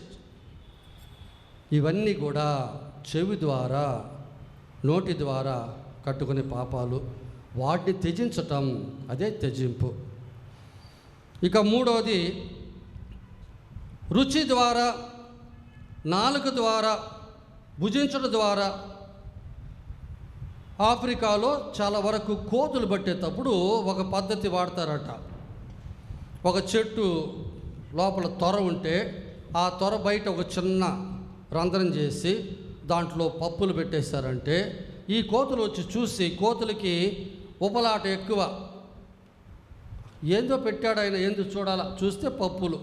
చేయి పట్టి ఆ పప్పులు చేయి నిండా, పిడికిడి నిండా తీసుకున్నప్పుడు ఆ పిడికిడి పెద్దదవుతుంది, ఇక బయటికి లాగుతుంది, ఈ పిడికిడి రాదు, చెయ్యి రాదు. సరే, చెయ్యి రావట్లేదు కదా, పప్పులు వదిలిపెట్టేసి పోదామని పోదు, ఎట్టైనా దాన్ని తీసుకుపోవాలని ప్రయత్నిస్తుంది. చివరికి చెయ్యి లాక్కుంటూ ఆడ కూర్చోగా వాడు పరిగెత్తి ఒక తట్టు తట్టి తాడు కట్టి ఇక లాక్కుని తీసుకెళ్తాడు. చాలా వరకు భోంచేయాలా అనేటువంటి ఆశ ద్వారా వచ్చినటువంటి త్యజింపులు కూడా, వాటిని వద్దనుకోవటం ద్వారా చెప్పుకోవటం త్యజింపు కూడా ఉన్నది. ఉపవాసము అటువంటిది. తినవచ్చు అనేదని తినాలి, తినకూడదని తినకూడదు. అనగా భోజనం అనేది మనం జీవించుటకే, అంతేగాని జీవించేది భోంచేయడం కోసం కాదు. చాలా వరకు ఎప్పుడూ భోజనాన్ని గురించి ఆలోచిస్తూ పని గురించి ఆలోచించకుండా ఉంటే అది ఇంకొక రకమైనటువంటి పాపమే. రెండోది, తినే అన్నం గురించి లేనిపోయినటువంటి రీతిలో సొట్టలు చెప్పడం, ఉప్పు ఎక్కువైంది, కారం ఎక్కువైంది, పులుపు ఎక్కువైంది. భార్య కష్టపడి పనిచేసి అన్నం చేసి పెడితే భర్త తిని చివరికి ఏదో ఒక సొట్ట, అది బాగలేదు, ఇది బాగలేదు. ఇశ్రాయేలు ప్రజలు అలాగే చేస్తారు కదా. ఎవడు ఏ రుచి కోరుకున్నాడో ఆ రుచి ఇచ్చింది మన్నా భోజనం. కానీ వాళ్ళు ఏమన్నారు? ఈ పాడుకూడు మేము తినలేక చచ్చిపోతున్నాము, ఉప్పు సప్పు లేనటువంటి అన్నం మేము తినలేకపోతున్నాం. దేవుడికి ఎక్కడో మండింది. ఆ దెబ్బకే 40,000 మంది చచ్చారు ఆ రోజు పాము కాటుకి. ఆ విధంగా తినే అన్నం గురించి రకరకాలుగా చెప్పుకోకుండా ఏది పెట్టినా దాన్ని తినగలగటం, అది ఒక రకమైన త్యజింపు. తినగలిగిన దాన్ని వద్దనుకొని ఉపవాసం ఉండటం, అది ఒక రకమైన త్యజింపు. దానియేలు ఆయన ఉపవాసం ఉండి ప్రార్థన చేశాడు. మోయిసు 40 రోజులు ఉపవాసం ఉన్నారు. ఎలియా ప్రవక్త 40 రోజులు ఉపవాసం ఉన్నారు. యేసు ప్రభు 40 రోజులు ఉపవాసం ఉన్నారు. కానీ మన సంవత్సరంలో 2 రోజులు ఉపవాసం ఉండమంటే ఒక పూట తినేస్తాం. ఇది తినగలిగినటువంటి దాన్ని తినకూడదనేది ఒక పక్క ఉంటే, తినగలిగినటువంటి పరిస్థితుల్లో తినకుండా ఉంటే అది నిజమైన త్యాగం. ఇది ఒక రకమైన త్యజింపు. ఇక 4వది ముక్కు. ఎలకలు పట్టాలంటే కొద్దిగా ఎండు చేప తీసుకుపోయి బోన్లో పెట్టి ఆ బోన్ ఎక్కడ తెరిచి పెడితే రాత్రిపూట టపారంటది బోను, లోపల చూస్తే ఎలక ఉంటుంది. ఆ ఎలక వాసన చూసుకుంటూ వెళ్ళి లోపల ఇరుక్కొని పోతుంది. బహుశా మన ముక్కు ద్వారా ఏ పాపం చేయమని మనం అనుకుంటా ఉండొచ్చు, కానీ దీని ద్వారా చేసే పాపాలు ఎక్కువ. ఏ విధంగా? ఇతరుల వ్యక్తులు, ముఖ్యంగా వృద్ధాప్యంలో ఉన్నవాళ్ళు, ఆసుపత్రుల్లో ఉన్నవాళ్ళు, లేక తీరని వ్యాధులు ఉన్నవాళ్ళు, వాళ్ళ దగ్గర పోయినప్పుడు అసగించుకునే రీతిలో ప్రవర్తించటం. అదే పరిస్థితుల్లో నువ్వు ఉంటే, నీ రూమ్లోకి రాగానే ఒకరు ఖర్చు పెట్టి ముక్కు మూసుకొని నీతో మాట్లాడితే ఎట్టుంటుంది? అలా చేస్తే అది అవతల వ్యక్తిని బాధ పెట్టినట్టు. అట కాకుండా దాన్ని భరించగలిగేది. మదర్ తెరేసా ఒక కుష్ఠరోగికి కుష్ఠరోగికి స్నానం చేసి శుభ్రపరుస్తూ ఉన్నారు. ఒక బయట దేశం ఆయన వచ్చాడు, చూశాడు. నాకు మీరు ₹1,00,00,000 ఇచ్చినా కూడా నేను ఈ పని చేయను అన్నాడు. ఆమె ఏం చెప్పింది? నేను కూడా చేయను, కానీ ఆయనలో నేను ప్రభువును చూస్తున్నాను కాబట్టి ప్రభు కొరకు చేస్తున్నాను అని.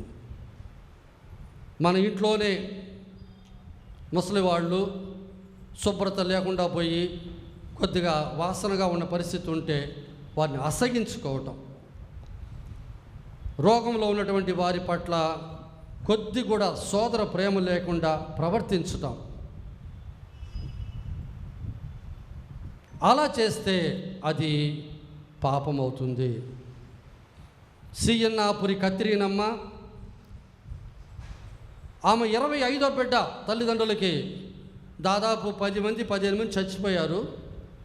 చాలా అందగత్య, ఎట్టయినా పెళ్లి చేసుకోవాలని చెప్పి వాళ్ళ అమ్మా నాన్న పట్టుబడితే, నాకు వద్దే వద్దు, నేను ప్రభు కొరకు నన్ను నేను సమర్పించుకుంటా అని చెప్పి తను తన గదిలో తాళం వేసుకొని ఎప్పుడూ జపంలో ఉండేది. రాత్రిపూట అందరూ నిద్రించేటప్పుడు బయటకు వచ్చి తన సహోదరులు తల్లిదండ్రులు వాడే ఆ బాత్రూములన్నీ కూడా శుభ్రంగా కడిగేది. అదే త్యజించుకొనటంటే. తల్లిదండ్రులు బిడ్డల యొక్క ఎటువంటి పరిస్థితి అయినా వారికి చేసే సేవలు అనేది ఒక పక్క బాధ్యత ప్రేమతో, రెండో పక్క అది ఒక త్యజించుట కూడా. ఫ్రాన్సిస్ అస్సిసి, పునీత ఫ్రాన్సిస్ అస్సిసి, పంచగాయాల ఫ్రాన్సిస్ అస్సిసి ఒక కుష్ఠరోగిని చూశాడు. ఆయన అట్టనే కౌగలించుకున్నాడు. తర్వాత చూస్తే ఆ కుష్ఠరోగి మాయమైపోయాడు. ఆయన ఎవరో కాదు, యేసు ప్రభువే. జోసెఫ్ తంబి, బ్రదర్ జోసెఫ్ తంబి పెద్ద ఔటపల్లిలో అలాగే ఒక కుష్ఠరోగిని చూసి కౌగలించుకున్నాడు గుడివాడ నుంచి. దేవుడు ఆ కుష్ఠరోగికి పరిపూర్ణ స్వస్థత ఇచ్చాడు. ఈ వాసన వస్తుందే అన్న బాధే లేదు. అదే త్యజించుకోవట. ఇక 5వది స్పర్శ. మామూలుగా దొంగలు ఒక ఇంట్లో దోచుకోవాలంటే ఆ ఇంట్లో కుక్క ఉంది అనుకోండి. ఒక సందర్భంలో కొంతమంది దొంగలు ఒక ఇల్లు దోచుకోవాలనుకున్నారు, కానీ ఆ ఇంటి వారు అక్కడ లేకపోయినా బలమైన కుక్కను పెట్టిపోయారు. దానికి ఏది వేసినా తినటం లేదు అసలు. ఎట్టయినా దాన్ని మంచి చేసుకొని ఇంట్లో దూరాలని ప్రయత్నం చేస్తే వాకడికి కుదరలేదు. ఇక దీన్ని ఎట్ట చేయాలబ్బా అని ఆలోచించి ఒక ఆడ కుక్కను తీసుకొచ్చి వదిలిపెట్టారు. అంతే, ఆ కుక్కతో ఈ కుక్క గోడ దూకి వెళ్ళిపోయింది. ఇక వాళ్ళకి చాలా ఫ్రీగా అయిపోయింది. మన అవయవంలోనే పెద్ద అవయవం మన చర్మం. అటు మాడు నుంచి కింద కాలు వరకు ఉన్నటువంటి ఈ తోలు, ఈ చర్మము స్పర్శతో కూడినది. ఎక్కడ ఒక చిన్న దోమ కూర్చున్నా వెంటనే మనకు తెలుస్తుంది. సెన్స్ ఆఫ్ టచ్ అని అంటారు. కుష్ఠరోగులకి ఆ సెన్స్ ఆఫ్ టచ్ అనేది ఉండదు, అందువల్లనే అది కుష్ఠరోగం ఆగుతుంది. ఈ చెట్టు పండు తినవద్దన్నాడట అని సాతాను అడిగితే ఏమనింది? తినవద్దన్నాడు, తాకద్దన్నాడు అన్నీ చెప్పి ఆమె వెళ్ళి తాకింది ఫస్ట్. అనగా ఈ తాకిడిలో 2 రకాలు. ఏదైతే నువ్వు తాకచ్చని ఉందో అదన్నీ దేవుడు అనుమతించినటువంటి తాకిడి. ఏదైతే నువ్వు తాకవద్దని ఉన్నదో అదన్నీ దేవుడు అనుమతించినటువంటి తాకిడులు. అది పాపం. దాన్ని వద్దనుకోవటం అదే త్యజించుట, అదే సిలువ. నిజాన్ని చెప్పాలంటే లోకములో 9వ ఆజ్ఞకు 6వ ఆజ్ఞకు విరుద్ధమైన పాపాలే ఎక్కువ. పునీతులు అంటున్నారు, నరకానికి వెళ్ళే చాలామంది మోహమైనటువంటి గేటు ద్వారానే లోపలికి వెళ్తారు అంటారు.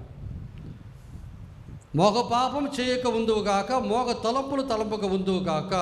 ఈ 2 కూడా 6, 9 కూడా ఆపోజిట్లో పెడితే ఒకేలా ఉంటాయి. ఈ 2 కూడా ఒకే రకమైన భావాన్ని వెల్లడి చేస్తాయి. లోక ప్రజలు కట్టుకునే పాపాల్లో చాలా వరకు ఈ 2 ఆజ్ఞలకు సంబంధించింది, స్పర్శకు సంబంధించింది. ఇక 6వది, ఇది 6వ ఇంద్రియం కాదు, ఈ 5 ఇంద్రియాలకి ఊరటనిచ్చేది, అదే నిద్ర. నిద్ర లేకపోతే నువ్వు తట్టుకోలేవు. పసిపిల్లలు బళ్ళో కూర్చొని ఎల్కేజీ యూకేజీలో ఉన్నటువంటి చిన్నపిల్లల మధ్యాహ్నం అన్నం తిన్న తర్వాత టీచర్ పాఠం చెప్తుంటే వాళ్ళు నిద్రలో ఊగి ఊగి పడిపోవటం చూసేది చాలా అందంగా ఉంటుంది. పాపం అనిపిస్తుంది. నిద్ర అనేది ప్రతి ఒక్క వ్యక్తి 7 గంటలు 8 గంటలు పసిబిడ్డలైతే ఇంకా ఎక్కువ నిద్రపోవాలా, అది అవసరం.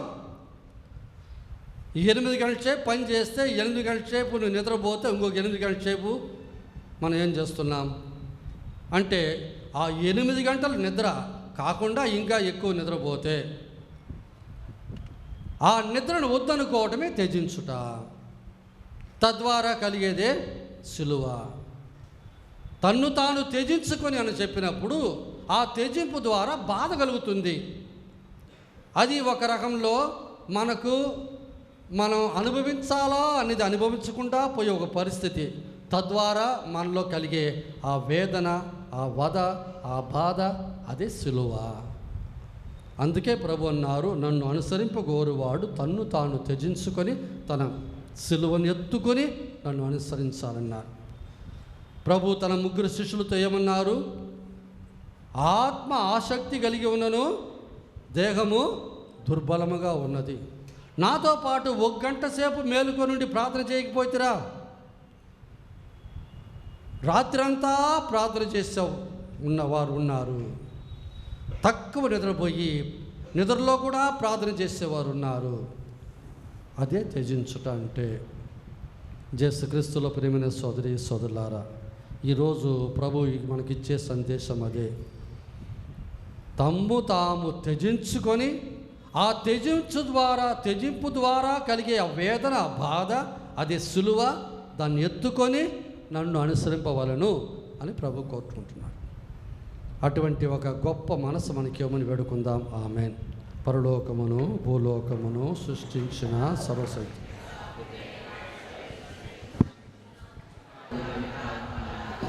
కన్య మరియమ్మ నుండి పుట్టెను, పొన్సు పిలాతు అధికారమునకు లోనై పాటుబడి స్లేవ్ మీద కొట్టబడి మరణం పొంది సమాధిలో ఉంచబడెను.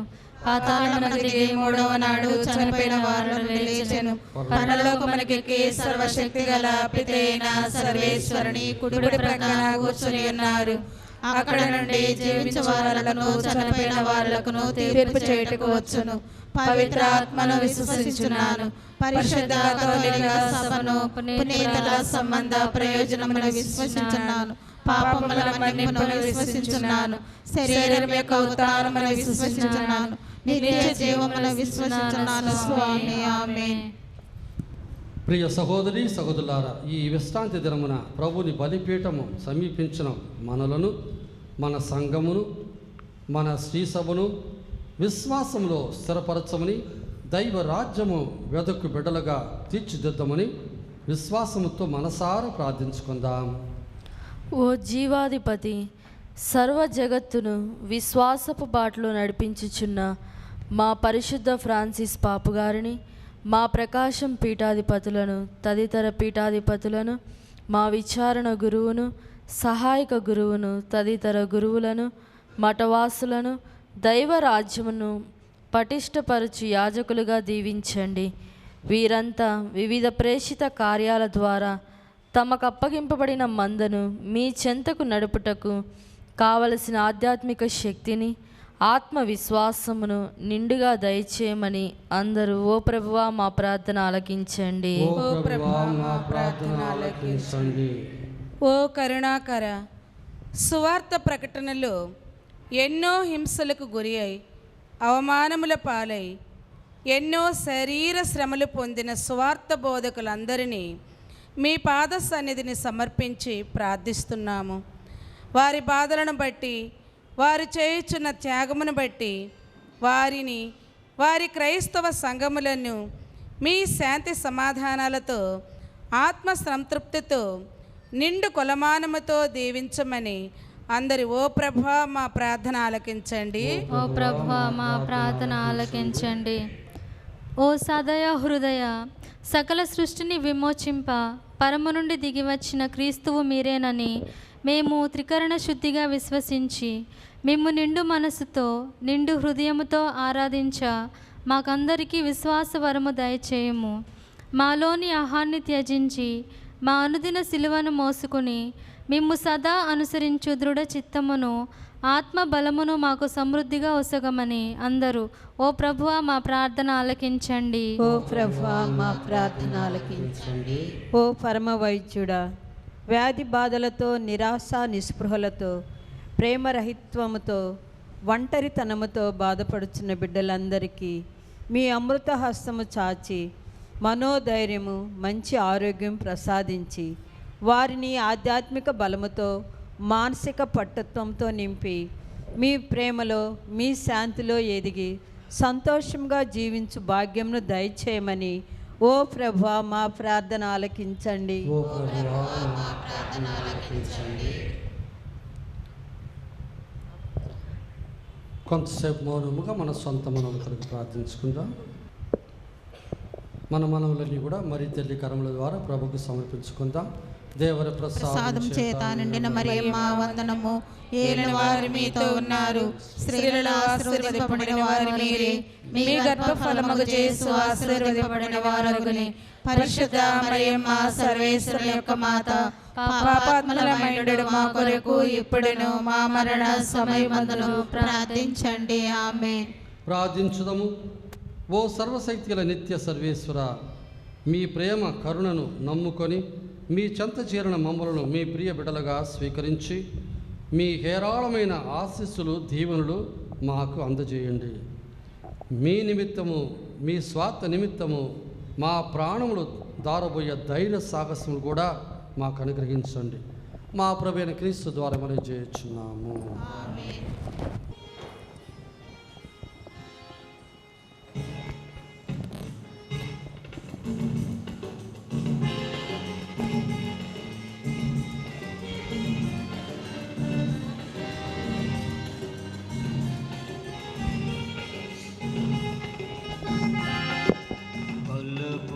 పుష్పాదులతో హృదయ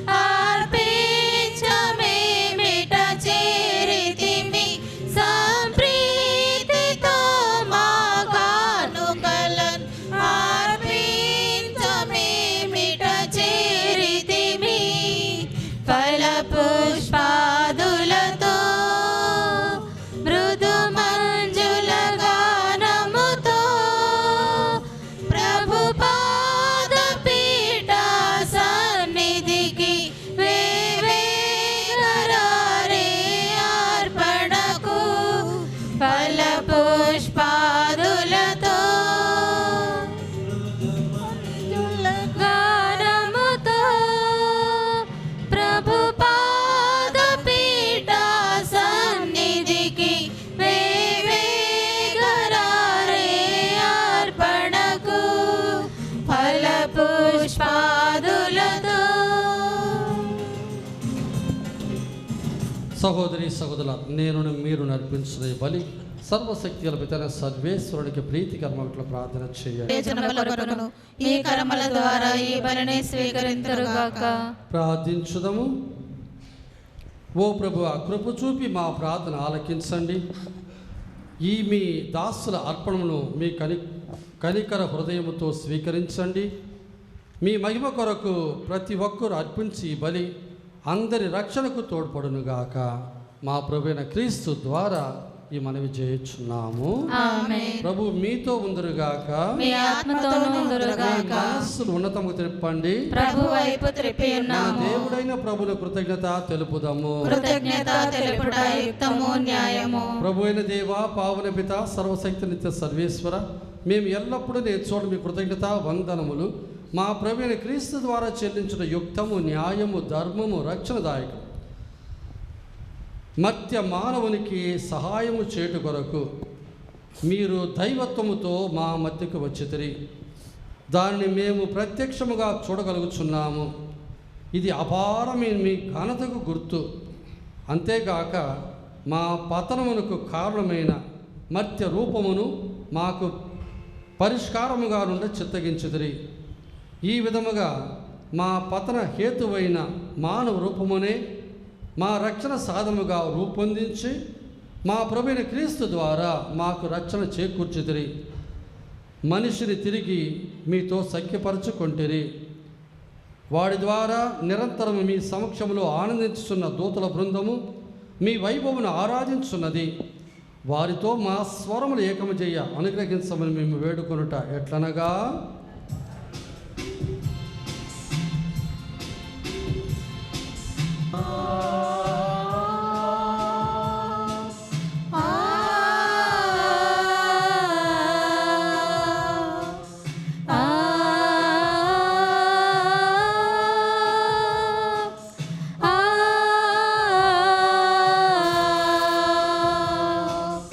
పరిశుద్ధుల్ పరిశుద్ధుల్ మీరే పరిశుద్ధుల్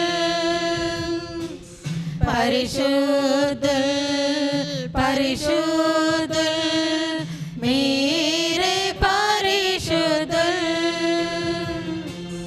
పరలోక భూలోకమంతయు మీ మహిమతో నిండి ఉన్నవి. పరలోక భూలోకమంతయు నీ మహిమతో నిండి ఉన్నవి.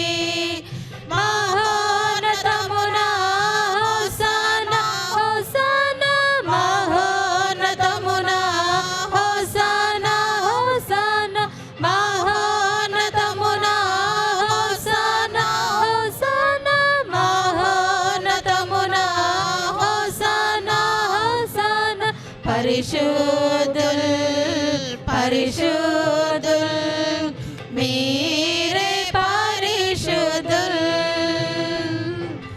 పరిశుద్ధుల్ పరిశుద్ధుల్ మీరే పరిశుద్ధుల్.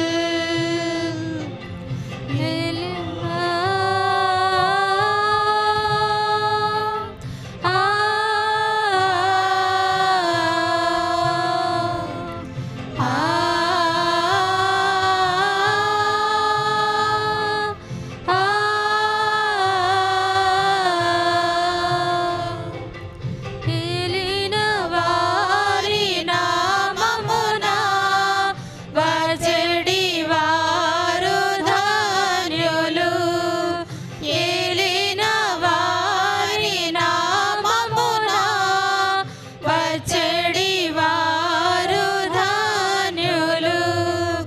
మహోన్నతమున హోసానా హోసానా మహోన్నతమున హోసానా హోసానా మహోన్నతమున హోసానా హోసానా మహోన్నతమున హోసానా హోసానా పరిశుద్ధుల్ పరిశుద్ధుల్ మీరే పరిశుద్ధుల్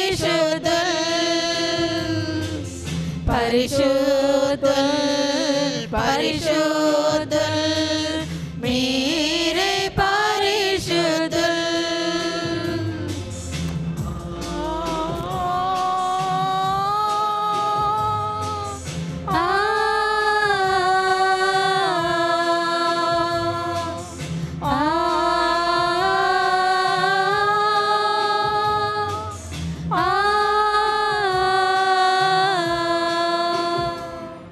ఓ ప్రభువా, మీరు నిజముగా పరిశుద్ధులు, సర్వ పవిత్రతకు ఊటయ్యి మీరే కనుక మీ పవిత్రాత్మ ద్వారా ఈ కానుకలను పరిశుద్ధపరచ బతిమాలు కొనుచున్నాం. ఈ విధమైన మా కొరకు మా ప్రభు అయిన యేసుక్రీస్తు శరీర రక్తములు అగునుగాక. వారు పాటుబడికి ఇష్టపూర్తిగా తమ అప్పగించుకున్నప్పుడు అప్పమును అందుకొని మీ కృతజ్ఞత వందనలు చెప్పి స్తుతించి త్రుంచి శిష్యులకిచ్చుచు ఇట్లనెను, మీరందరూ దీన్ని తీసుకొని భుజింపుడు, ఇవాళ ఇది మీ కొరకు అప్పగింపబడనున్న నా శరీరము.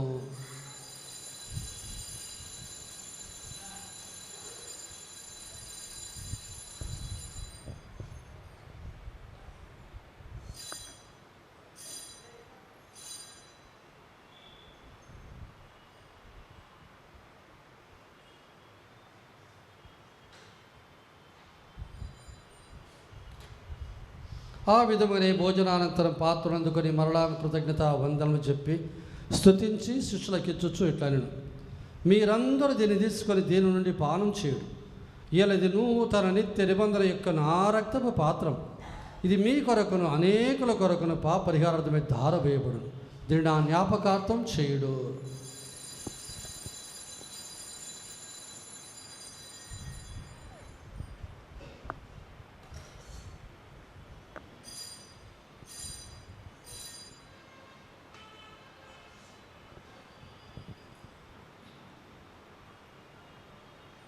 ఇది విశ్వాస రహస్యము, మీ మరణం ప్రకటించదము, మీ ఉత్థానమును చాటదము, మీరు మరలా వచ్చే వరకు వేచి ఉందుము. కనుక తండ్రి క్రీస్తు మరణము ఉత్థానమును స్మరించుచు జీవమునొసగి అప్పమును రక్షణ పాత్రను సమర్పిస్తున్నాం.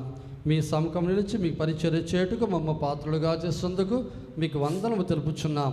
క్రీస్తు శరీర రక్తములందు పాలివారగు మమ్ము పవిత్రాత్మ వారు ఐక్యపరచన బతిమాలు కొనుచున్నాం. ఓ ప్రభు, ఆ ప్రపంచమంతటి వ్యాపించున్న మీ శ్రీ సభ జ్ఞాపకం ఉంచుకొనుము. మా ఫ్రాన్సిస్ జగద్గురును, మా ప్రకాశం పీఠాధిపతిని, గురువులందరితో పాటు మమ్మును మీ ప్రేమందు పరిపూర్ణులుగా చేయుము.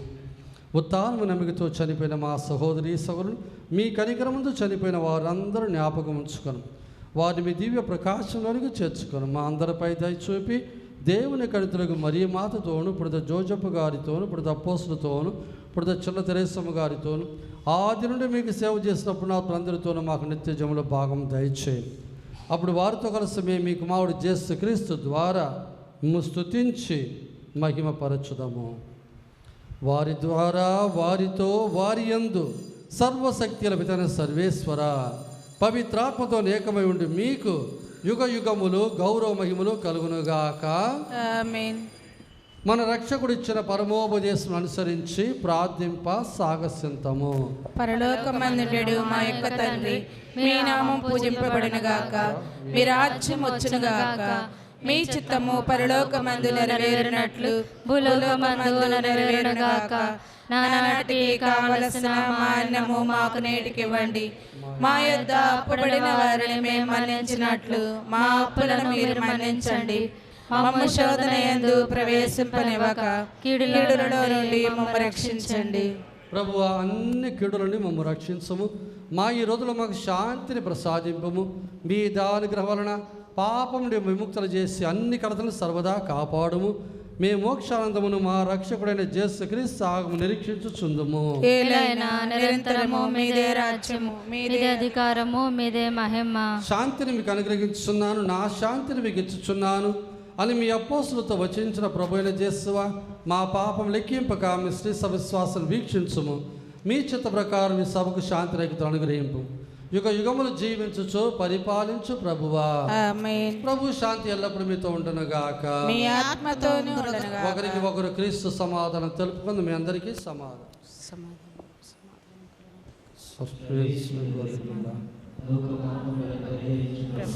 మాకు దయ చూపండి. సర్వేశ్వరుని గొర్రెపిల్ల, లోక పాపములను పరిహరించడు ప్రభువా మాకు దయ చూపండి. సర్వేశ్వరుని గొర్రెపిల్ల లోక పాపములను పరిహరించడు ప్రభువా మాకు శాంతిని దయచేయండి.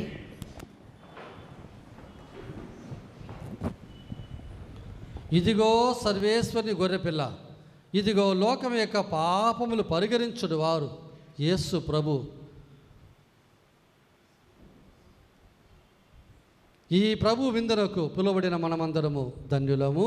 ప్రభువా మీరు నా ఇంట ప్రవేశించుడైన పాత్రలను కాను, ఆయనను మీరు ఒక్క మాట పలికిన నా ఆత్మ స్వస్థత పొందును.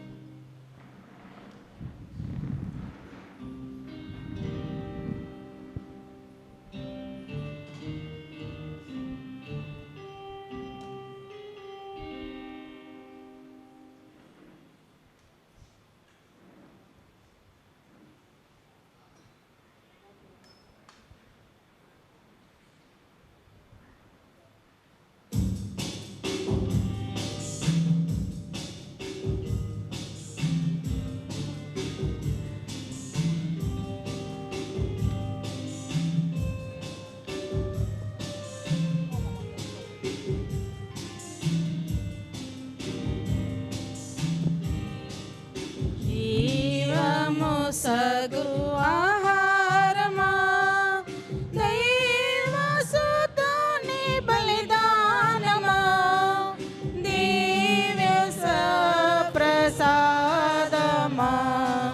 దివ్య సప్రసాద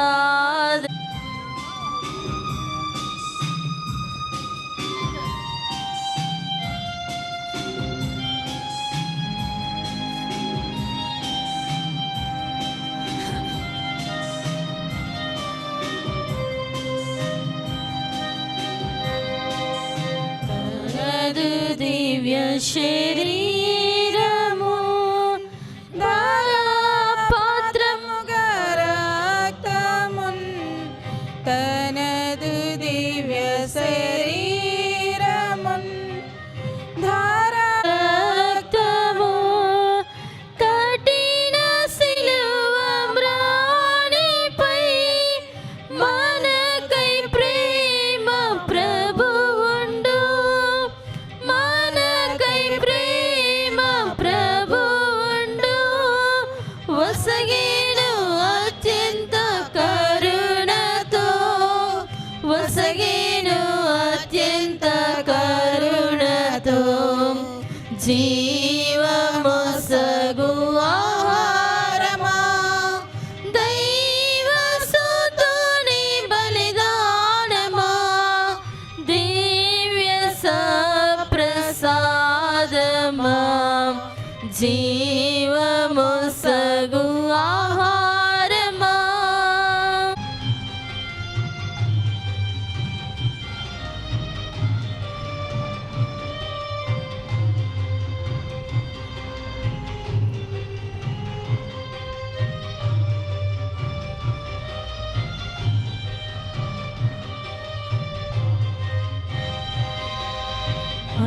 అనాత్మలందు విజ్ఞాన దీపం వెలిగించు జ్ఞాన దీపమా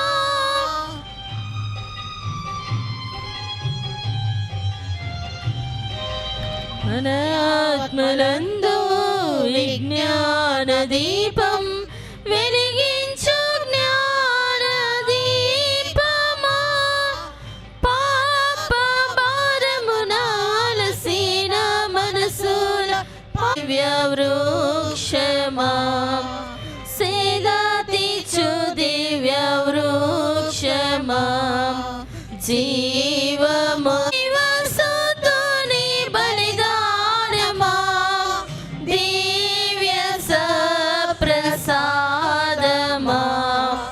జీవమొసగు ఆహారమా.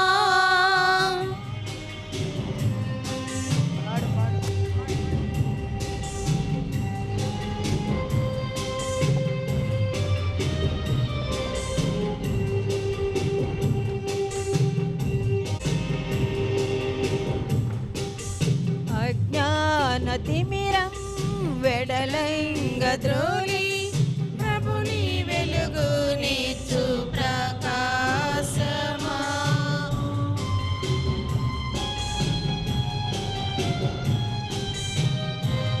జ్ఞాన తిమిరం వెడరంగ ద్రోలి ప్రభుని వెలుగు నీచు ప్రకాశమా. దైవతనయుడు వసముచే ప్రజ్వరిల్లు పవిత్రాత్మమా. ప్రజ్వరిల్లు పవిత్రాత్మమా. జీవముసగ్ ఆరమా. దైవసుతుని బలిదానమా. దివ్య ప్రసాదమా. జీవముసగ్ ఆహారమా. బలిదానమా. దివ్య ప్రసాదమా. జీవముసగ్ ఆహారమా. పునీతైన స్వార్ చేసిన జపము. క్రీస్తుని ఆత్మమా నన్ను పరిశుద్ధపరచండి. క్రీస్తుని శరీరమా నన్ను రక్షించండి. క్రీస్తుని రక్తమా నాకు తృప్తి కలుగునట్లు చేయ కరుణించండి. క్రీస్తుని ప్రక్కలో నుండి కారిపడిన నీళ్ల నన్ను కడగండి. క్రీస్తు అనుభవించిన కష్టమా నాకు ధైర్యం కలుగునట్లు చేయకండి. దుష్ట శత్రువు చేతులలో దొరకకుండా నన్ను కాపాడండి. నా మరణ సమయం మందు మీరు నన్ను పిలుచుకునండి. నన్ను మీ సన్నిధికి రాజేయండి. అప్పుడు మీ పునీతులతో కూడా ముగింపులేని కాలము నేను మిమ్ము స్తుతించుదునుగాక స్వామి. ఆమేన్. పరిపూర్ణ ఫలముగల జపము.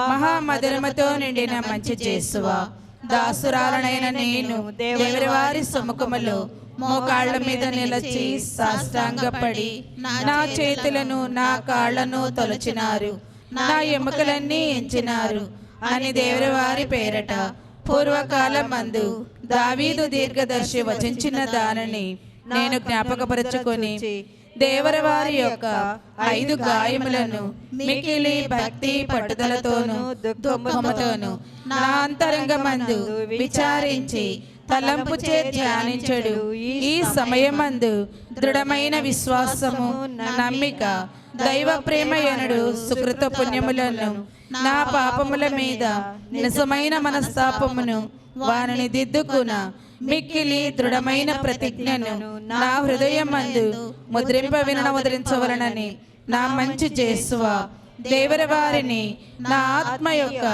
మేలైన ఆశాకాంక్షలతో బ్రతిమాలి ప్రార్థిస్తున్నాను స్వామి. ఆమేన్. పరిశుద్ధ పాపు గారు తలంపు నెరవేరునట్లుగా పరలోకమందుండు మా యొక్క తండ్రి, మీ నామం పూజింపబడునుగాక, మీ రాజ్యం వచ్చునుగాక, మీ చిత్తము పరలోకమందు నెరవేరునట్లు భూలోకమందును నెరవేరునుగాక. నానాటికి కావలసిన మా అన్నము మాకు నేటికి ఇవ్వండి. మా యొద్ద అప్పుబడిన వారిని మేము మన్నించినట్లు మా అప్పులను మీరు మన్నించండి.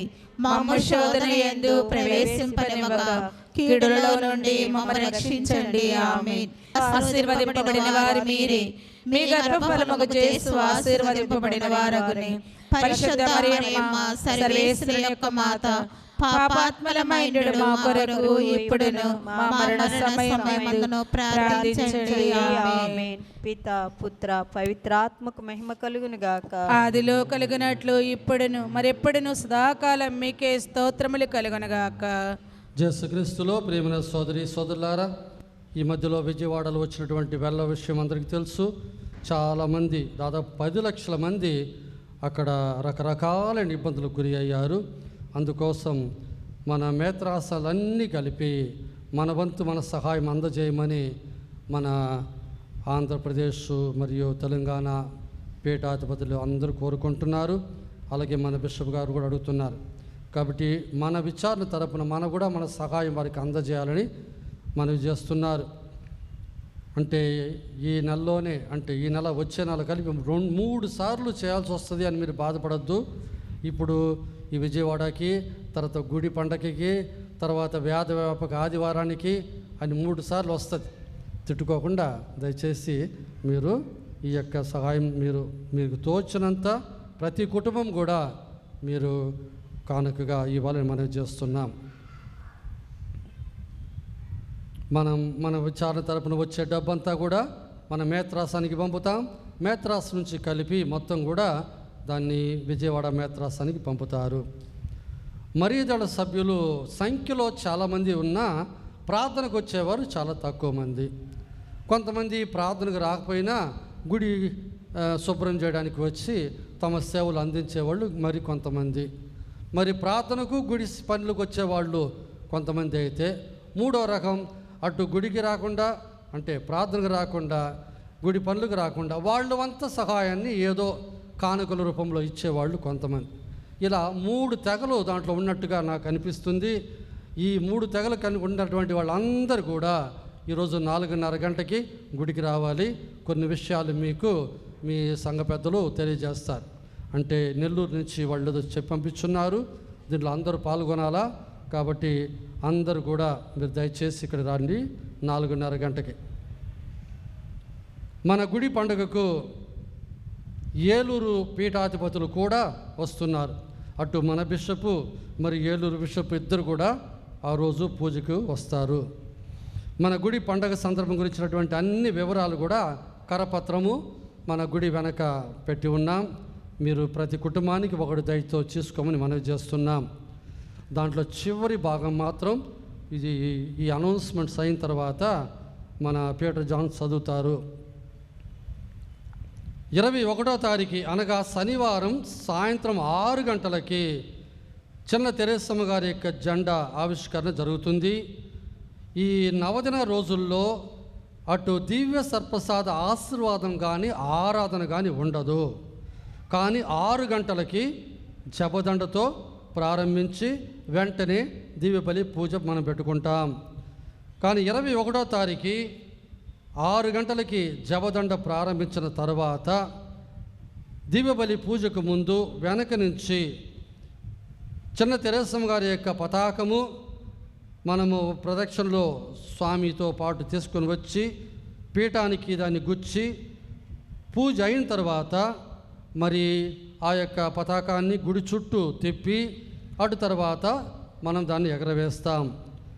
మన మేత్రాసనపు వికెట్ జనరల్ అయినటువంటి ఫాదర్ జోసెఫ్ మణి గారు ఆ రోజు దివ్యబలి పూజ సమర్పించి దైవవాక్కు వినిపించి ఆ పతాకాన్ని వాళ్ళు పైకి ఎగరేస్తారు.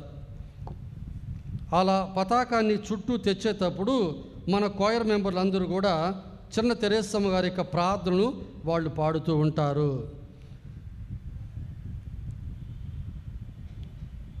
పతాకం గుడి చుట్టూ తీసుకొని వచ్చిన తర్వాత గుడి ముందు అందరూ మనం హాజరైతే అక్కడ స్వామివారు దాన్ని పైకి ఎక్కిస్తారు. అటు తర్వాత అందరం కూడా మన చివరి ప్రార్థన చెప్పి ఇంకా స్వామి అందరిని కూడా మంతరిస్తారు. అటు తర్వాత వెంటనే స్వామిని కూడా అక్కడిని సత్కరించి వారిని సాగనంపుతాం. కాబట్టి గుర్తుపెట్టుకోండి, ఈ నవదిన రోజుల్లో జపదండ మాత్రమే ఉంటుంది. దివ్య సర్ప్రసాద ఆరాధన కానీ ఆశీర్వాదం కానీ ఉండదు. కాబట్టి జపదండ అయిన వెంటనే దివ్యబలి పూజ ప్రారంభమవుతుంది. 22వ తారీఖు ఆదివారం వస్తుంది. ఆ రోజు ఆదివారం కాబట్టి ఉదయం ఒక పూజ సాయంత్రం ఒక పూజ ఉండదు. ఒకే పూజ సాయంత్రం, అది నవదిన పూజగా. ఎందుకంటే ప్రతిరోజు ఒక గురువు వస్తారు కాబట్టి వారి వాక్యాన్ని మీరు వినే ఒక అవకాశం ఉంటుంది. కాబట్టి ఉదయం ఒక పూజ సాయంత్రం ఒక పూజ ఉండదు, ఒకే పూజ సాయంత్రం. కాబట్టి ఎవరైనా తప్పనిసరిగా ఊరు వెళ్ళాలా, నేను పూజ చూసి వెళ్ళాలా అనే వాళ్ళు ఎవరైనా ఉంటే వాళ్ళు మీరు సెయింట్ జేవియర్స్ గుడికి వెళ్ళాలని మనవి చేస్తున్నాం.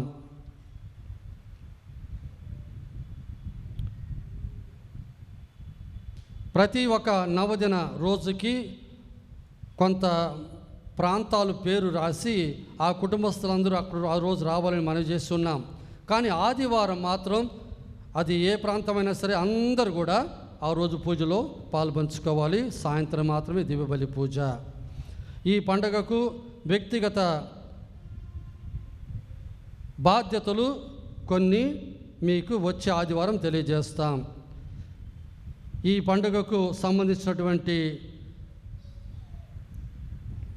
వివరాలన్నీ కూడా మీ కరపత్రంలో ఉన్నాయి కాబట్టి దయచేసి దాంట్లోంచి చదువుకోండి.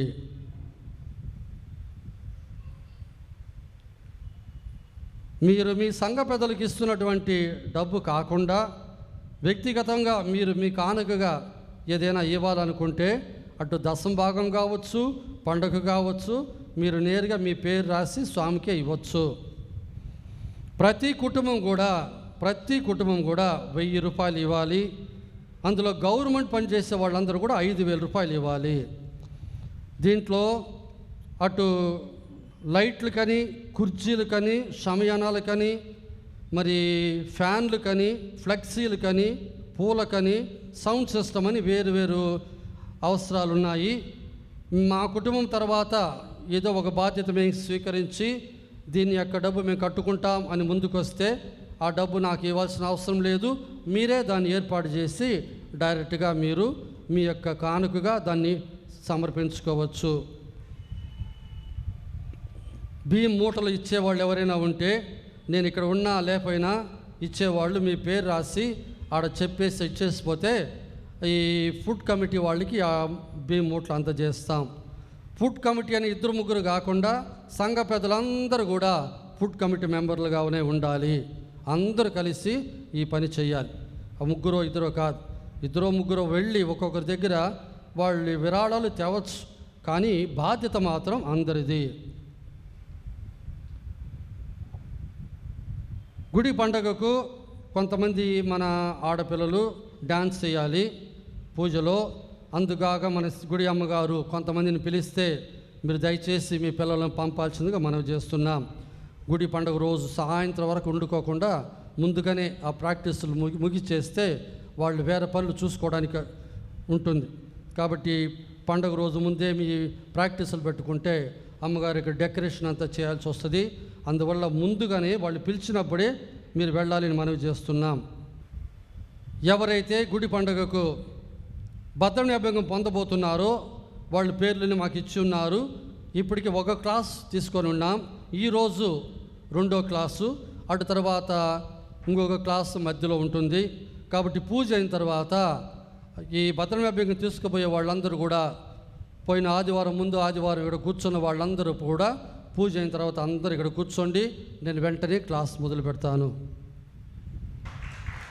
29-24 శుక్రవారము పునీత ఆండ్రూ కిమ్ మరియు వారి యొక్క సహచరులు పండుగ. 21-9-24 శనివారము పునీత మత్తేయి గారు అపోస్తులు గారి పండుగ.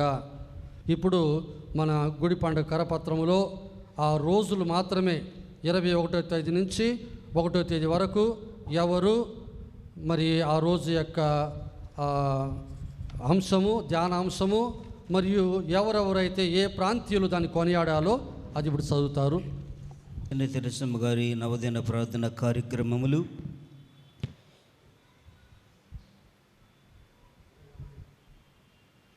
21/9/2024 శనివారము గురుశ్రీ జోసెఫ్ మణి వికార జనరల్ గారిచే సాయంత్రము 6 గంటలకు పునీత చిన్న తెరసమ్మ గారి పతాకావిష్కరణ మరియు వేడుదల ప్రార్థనలు ప్రారంభించి సమిష్టి దివ్యబలి పూజ సమర్పించబడును.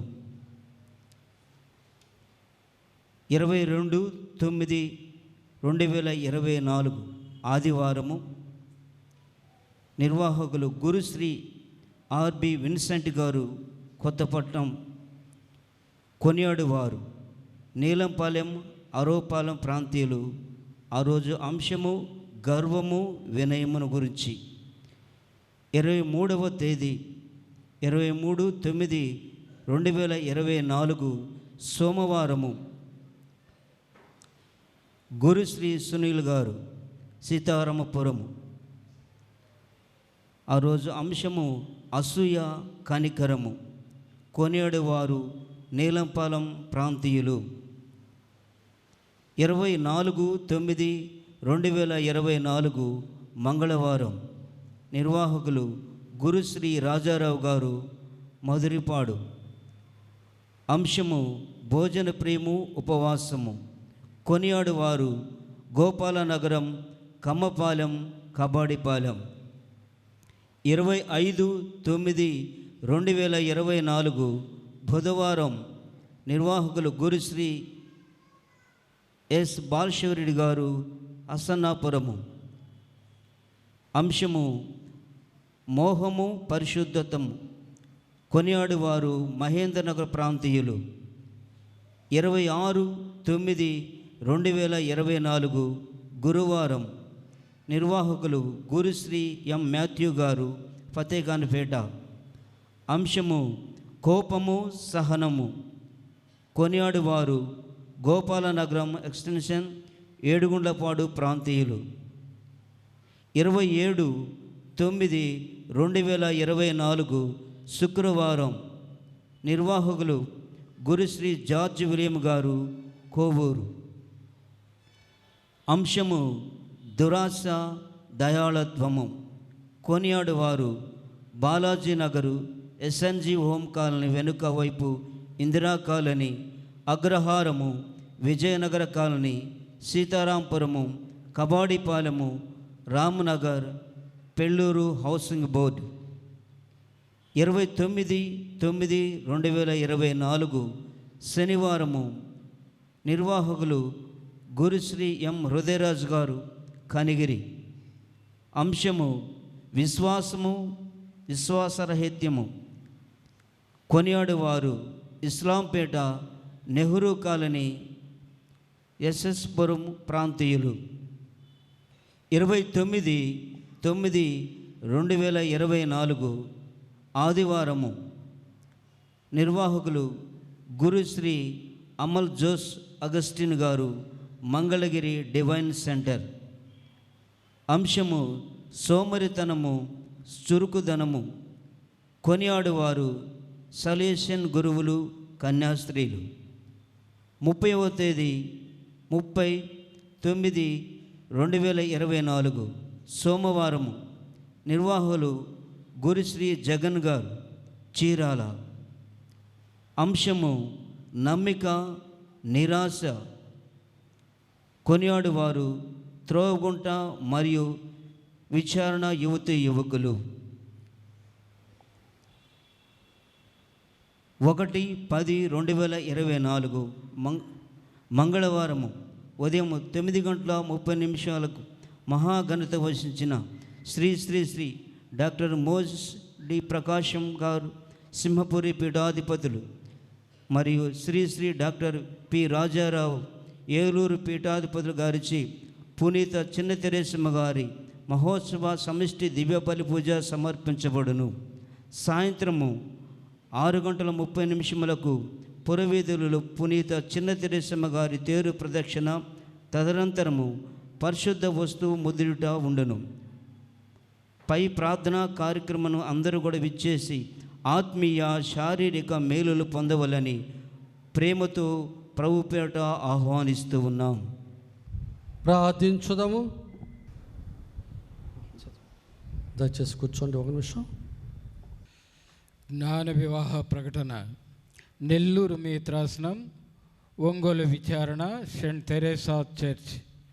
ఇక్కడ నుండి వారందరికీ తెలియజేయడమేమనగా, ప్రగతి కాలనీ ఒంగోలు అనే ఊరిలో నుండి పారా పాపయ్య అన్నమ్మగార్ల కుమారుడైన చిరంజీవి పారా రాజేష్ కుమారునకు పెదకూరపాడు అనే ఊరిలో నుండి సాలూరి సుబ్బారావు ఆదిమ్మగార్ల కుమార్తె అయిన చిరంజీవి సౌభాగ్యవతి సాలూరి ప్రమీళారాణి గార్లకు దేవుని అనుగ్రహము వలన జ్ఞాన వివాహం జరగబోతున్నది కనుక రక్త సంబంధమైన, వీయ సంబంధమైన, జ్ఞాన సంబంధమైన, ఇంకా ఏ ఇతరములైన విఘ్నములు ఏమైనా ఉన్నట్లు తెలిసిన ఎడల వెంటనే విచారణ గురువులకు తెలియపరచవలసినదిగా కోరుచున్నాము.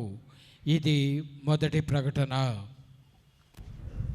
ఓ ప్రభువా, మేమిప్పుడు స్వీకరించిన పరమప్రసాదము మా ఆలోచనలను ఆచరణను ప్రభావితం చేయునుగాక. మీ పవిత్రాత్మ మాకు మార్గచూపురి అయి మమ్ము మీ పుణ్య మార్గముందు నడిపించునుగాక. మా ప్రభు అయిన క్రీస్తు ద్వారా మనవి చేయుచున్నాము. ప్రభు మీతో ఉందురుగాక. సర్వశక్తి గల సర్వేశ్వరుడు పిత పుత్ర పవిత్రాత్మ మేము ఆశ్రయించి కాచి కాపాడుదురుగాక. సమాధానముతో వెళ్ళి క్రీస్తు ప్రేమలో సేవలో జీవించండి. భద్రభ్యంగం పొందబోయే అభ్యర్థులందరూ కూడా వచ్చి ఇక్కడ కూర్చోమని మనవి చేస్తున్నాం. పాట చిన్నదిగా పెట్టుకోండి.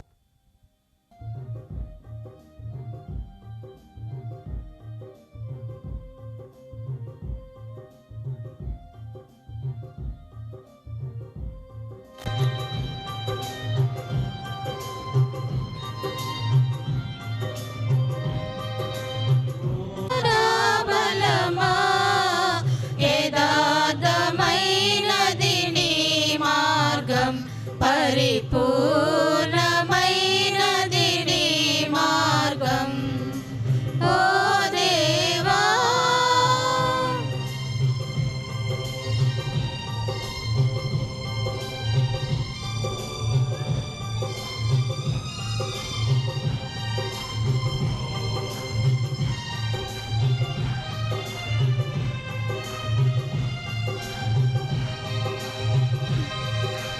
నా శత్రువులు నన్ను చుట్టినను, నరకపు పాశములరి కట్టినను. నా శత్రువులు నన్ను చుట్టినను, నరకపు పాశములరి కట్టినను. వరద వలె భక్తిహీనులు పోర్లిన, వరద వలె భక్తిహీనులు పోర్లిన. విడువక నన్ను ఎడబాయని దేవా, విడువక నన్ను ఎడబాయని దేవా. ఓ దేవా నా బలమా, యథార్థమైనది నీ మార్గం, పరిపూర్ణమైనది నీ మార్గం ఓ దేవా.